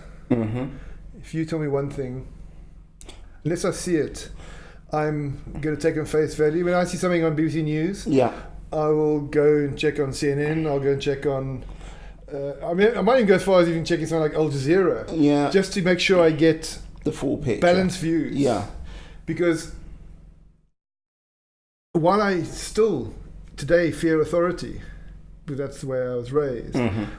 I have a healthy distrust or cynicism more than distrust. Okay. I want to understand. It's not that I don't distrust you.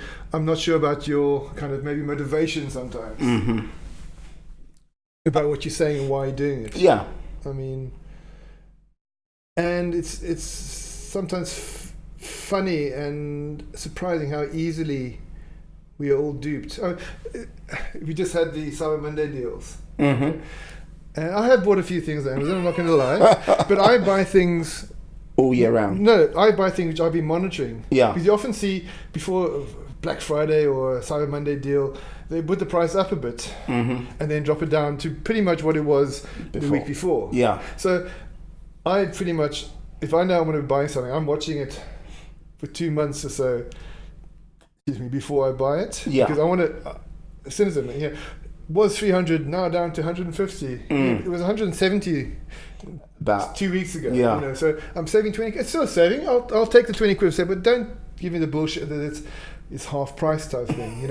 So I not distrust. Maybe it is a distrust, but for me, I'm looking at the motivation and stuff. I've got a distinct cynicism around that because I'm a terrible guy for sales. Don't get me. I say if I buy something on a Cyber Monday deal, I've been tracking it for a while. Pretty much, supermarkets, Yeah. the same thing, I mean, a lot of people know that I do buy in bulk, and I got that from my mom. Okay. If something's a bargain, I will buy 3 or 4 of them. It's like just walk into your house. It's like a large warehouse. It's like I've probably got a dozen or more shower gels in my cupboard. Fair enough. But I will wait. I mean, and so I say I know, but I don't do it on day telling me it's half price. I'm doing it, but I've been observing it. Yeah. So for me, it's about observation. I've been watching something, and I've seen the price actually drop from what it was a week before, and sometimes I even check a week later just to make sure it's back to what it was. Then I feel even more justified having bought it at the time. But so for me, it's about not what I've been told now. For me, it's what I observe. Yeah. But at the same time, I still have a healthy feel of authority. Yeah, like my friend, like one of my best friends, like he posted on Facebook that people need to like do a little bit more work on like things which are being posted and what they're sharing on Facebook, where especially with the election in 4 days' time, where they've people have been posting stuff up which is 3 years out of date and stuff like this. Do some background checks, do some work. It's it doesn't crazy how much the social media stuff influence you in that respect. I mean, and you're right, sometimes it's true, but it was true 3 years ago. But it looks real now. Oh yeah, but it's a case of it looks real, but the whole thing is like what people are doing, they're just being ultra lazy and just like hitting share immediately rather than go, wait a second, is that right? And like going through different sources, doing like checking it out, making sure like they've dotted all the I's, crossed all the T's. Is it factual? Generally, is it before someone sends me a link on, there are times where I got it wrong and I feel like it looked like it needed later. I mean, there was some after World Cup rugby final. There was someone sent through a link about some fantastic firework display. Yeah. After post World Cup celebration thingy, and it looked completely CGI, but they said it was from the World Cup. So I forwarded that one on, and someone said, "You really sure?" So then at that point, I made the mistake of not googling earlier, and it apparently was just someone generated some CGI fireworks and said it was from the Rugby World Cup today, spectacular. Yeah. And I just forwarded on. I felt really stupid, and it reminded me that I didn't do my normal. Yeah. Just a simple Google, Rugby World Cup fireworks. Yeah. Oh, it doesn't look like that, and I wouldn't have sent it on. I would actually send the person and me. No, mate, you've been duped. Yeah. And it's like, don't get me wrong. If you look at some of the stuff, it does look authentic, totally, and you're like going, okay, if I can't trust my eyes or anything like this, who am I going to trust? But you need to just be like, come on, guy. You need to really put the work in. And I have been avoiding all social media with the run up to the sort of elections. I post every now and then, but I don't want to get any information about the elections. I don't want to hear anything about it. Not from a standpoint of staying ignorant. It's just like looking at the election where Trump got in. There was just so much BS floating around. You're just like going. Well, I mean, I think I think I follow a dozen people on Twitter. Mm. I haven't posted anything on Facebook for nearly 5 years. I probably, in those 5 years, I probably maybe liked 3 things. Yeah.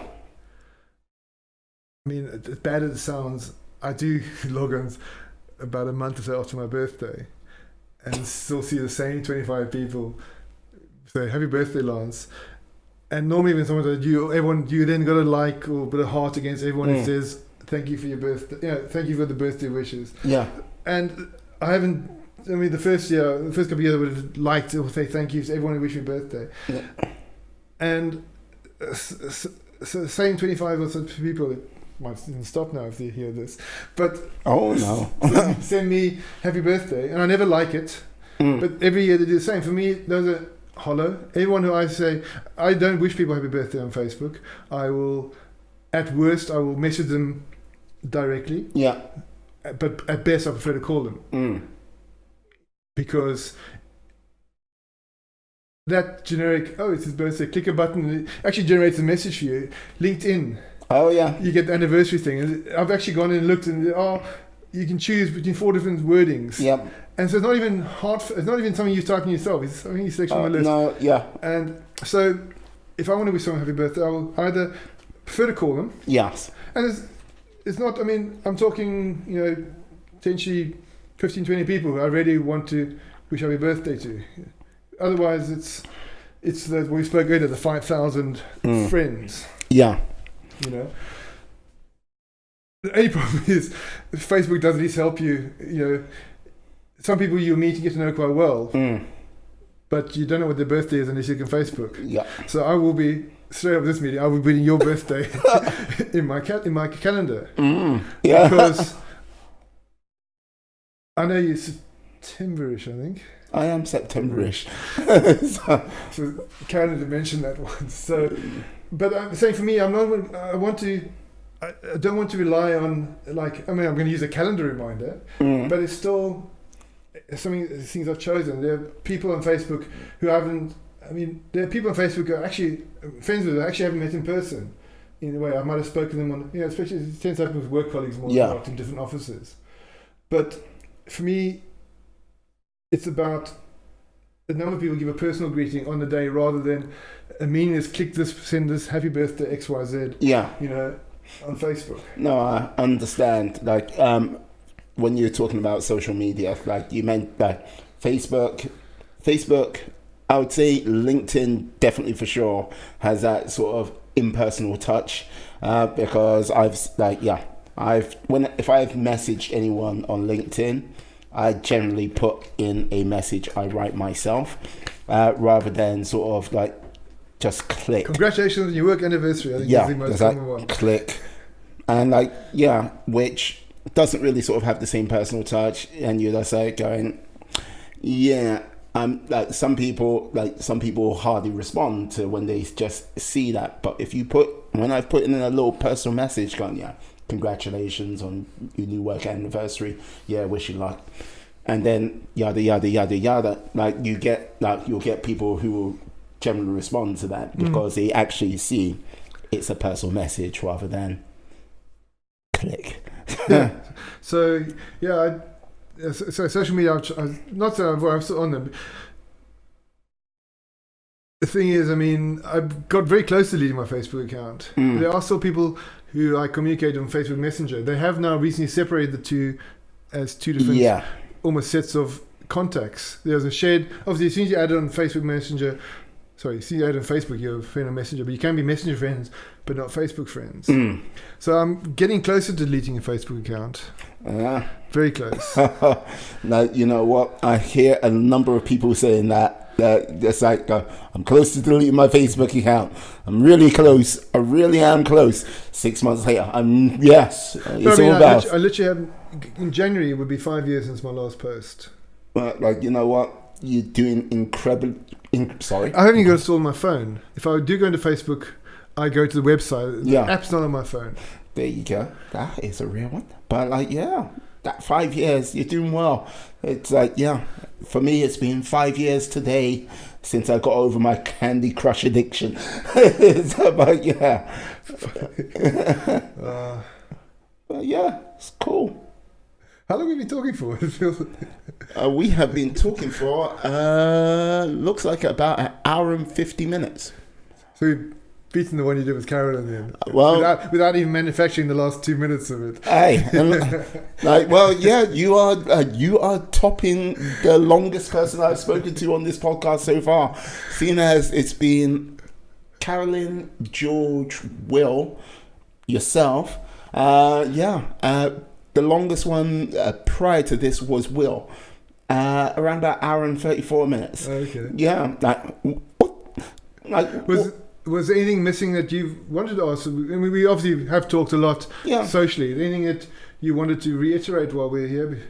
Like, I am good. Like, how has this, just out of interest, how has this been for you? I say I came in very intrigued about this whole idea. Yeah. I mean, the thoughts are probably no different than what we've expressed in social circles. Mm-hmm. But the difference of having it staring at a mic here, speaking it, and recorded for all posterity. Yeah. You know, we spoke about cassette tapes earlier. You know, yesteryear, I mean, we used to get cassette tapes sent from family in the UK to family in South Africa. Yeah. We all have to sit around a tape recorder and talk and say, "Hi, Granny, how are things going?" So, and obviously cassettes run out. This thing is basically, with modern technology, this material will last 1,000 years type thing. So what I've said today is pretty much set in stone. So that's a weird thought. When you talk in company, you either say, was it deracer? Was I too drunk? You know, even if we were drunk today, no matter what we said would be recorded pretty much as is. And sometimes it's a bit scary knowing a thought you would express in, it's called a select company, is suddenly available for public consumption. That, I say, my biggest problem, and we did touch on this before, and I'm not going to lie, that having lived in South Africa, having lived in, let's call it, go even further, say, living in the old South Africa, there are things which happened to me there, things that exposed to me, which I probably wouldn't want on something like this. You know, there may be things I'm less proud of, not so proud of, or things that just people shouldn't know. I mean, we spoke about things I've seen. Yeah. You know, and it wasn't pretty. It certainly wasn't pretty. No, but this is the whole thing. If you think about when we're in this thing called life, when we're going through it, it is not pretty all the time. It is not sunshine and rainbows. It's not something which is life by its nature is not simple. It is hard at many a time. You could be the richest person in the world, have everything God can literally give you, and life will send hardship your way. You might have access to other things and tools that many people won't have, but that person's not going to have it easy. But on the same turn, you might not have anything, and you're like, all right, life will throw you a hard turn. But on the other side, what I think I say, while you're a little bit not nervous, reluctant about saying certain things, things which you like to have recorded. I mean, my greatest, our family had a great diaspora out of Rhodesia at the time. I mean, my grandfather ended up in the States. We ended up in England. My uncle ended up in Australia and in the States. So in my part of my life that I can recall, I did see all my cousins when I was 1-2 years old. Yeah. But in my conscious kind of life, I have got, I think, about 9 or 10 cousins. I'm saying 9, but I'm not actually 100% sure. I have seen one of those cousins in my conscious life. So I've been totally broken off from family. Yeah. You know, I wish I found out my grandfather died in the States. I hadn't spoken to him for, at that stage, probably 15 years, because it was just before the travel became much more commonplace. But the stories I would love to, I mean, my great uncle, who I mentioned before, my grandfather were Lancaster bombers in the war. Oh. Okay. And I would love to hear more of their stories. But they're lost, because they didn't have these kind of media to relate, to talk to, and they probably wouldn't, again, maybe they wouldn't have talked about it, but they were told stuff. And I've lost a connection between my generation and grandparents, which normally people would have, because the reality, they'll be living in the same country, same town, thing, where my family got broken up. My mum died when I was 22. I've been estranged from my father for most of my life. We had on and off periods. My one grandfather died before I was born. Saw my grand for about 4 or 5 years, if that. So I've got a huge gap between my generation and, let's say, uncles and aunties and grandparents and above. And in many ways, at least some of the experience I've talked about are now saved to a degree. I mean, might have 3 people listen to this, I don't know, but it doesn't matter. I've actually spoken them. And once I've spoken, it actually doesn't matter how many people are listening. It's about expressing it. It's like, put it this way, like the reason why I'm started this podcast, it wasn't one of the things as time goes by, and you must already know this as well, you kind of sort of get a little bit more set in stone with certain ways of thinking and sort of like expanding. So I want to sort of keep on constantly growing, and the only way I can see that happening is by talking to people and basically have them share their experiences, and so I can learn a little bit more. Do you prefer these to the solo ones you've done? The solo ones I've done, I do like the conversations between people. They're great. The solo ones I've done, they've been great fun. It's a case of there's times where you got to really get motivated for it, and you got to sort of really sort of okay, this is what I want to talk about. It has to have a little bit more structure to it. And when you're talking, one of the things, if I'm talking to a camera, I don't know why, it's easier. Okay. Yeah, when I'm talking to when I'm talking to a phone and just have a mic on, it's a little bit harder, because I don't know why.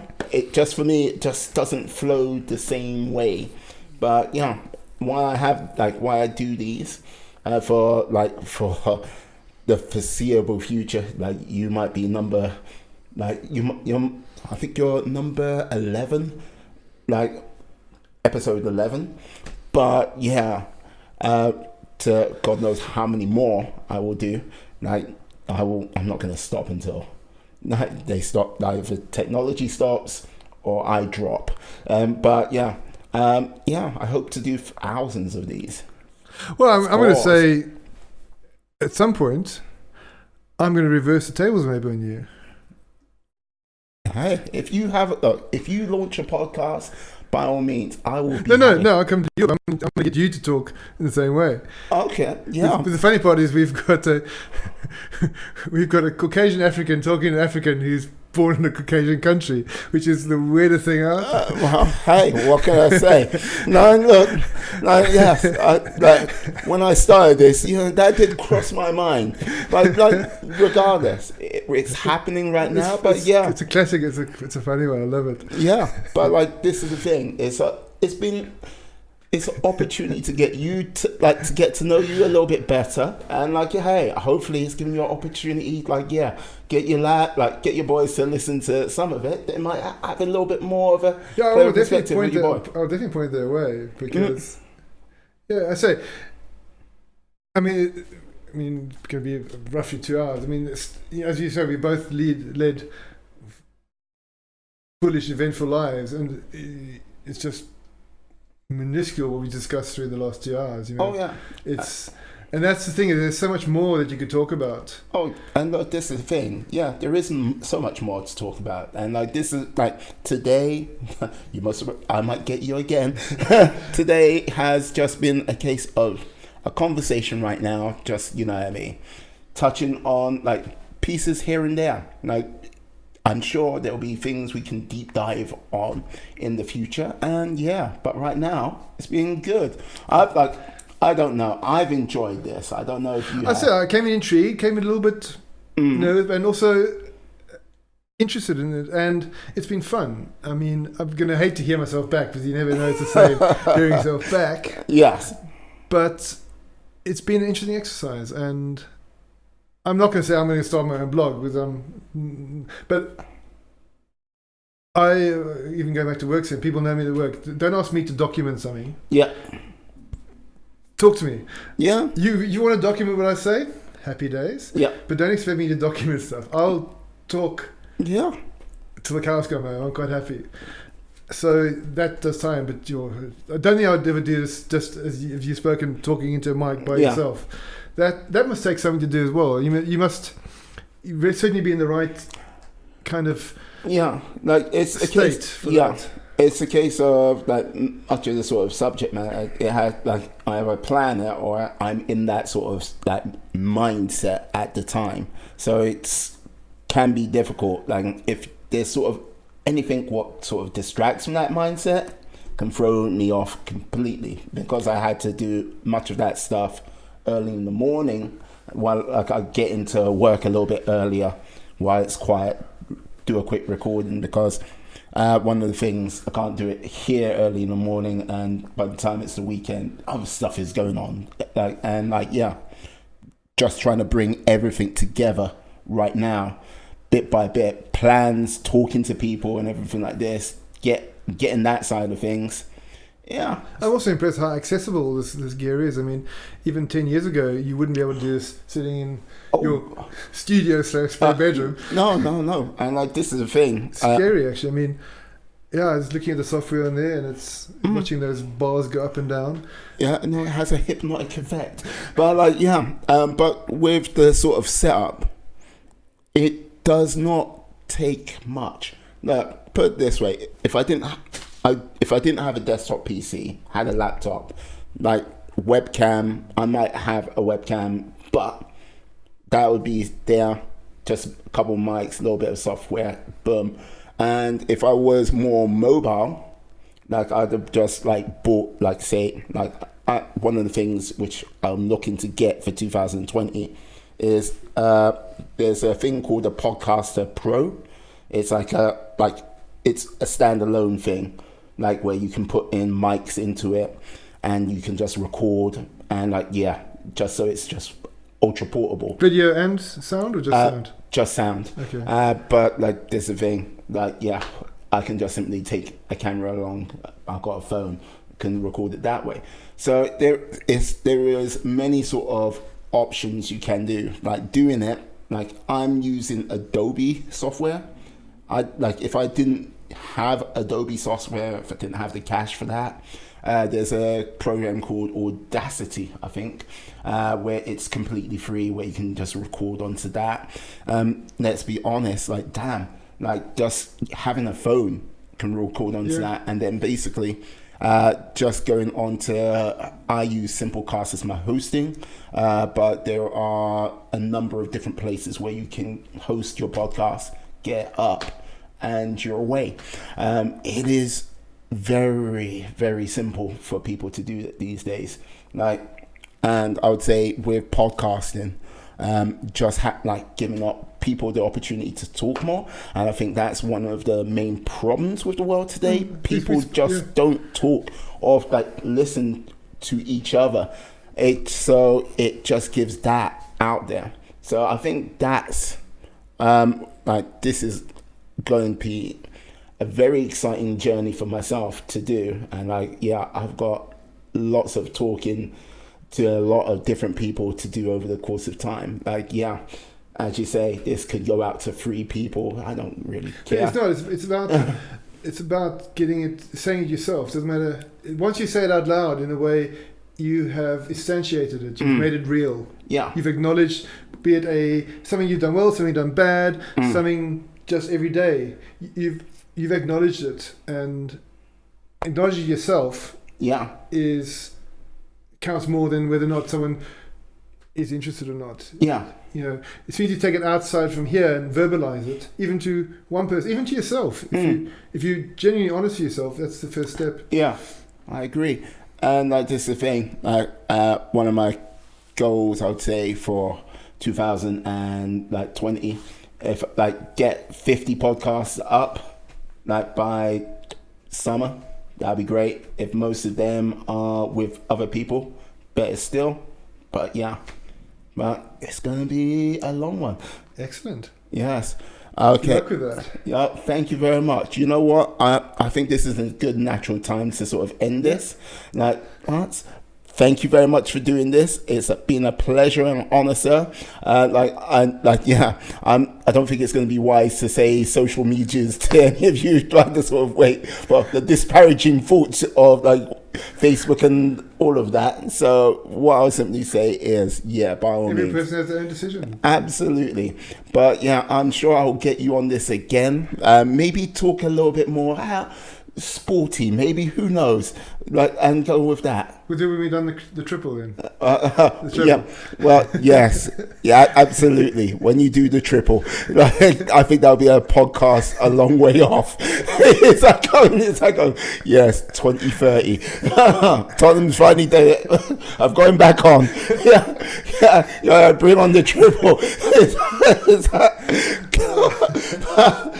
On that note, I'll say goodbye to one and all, and have a great day. The triple.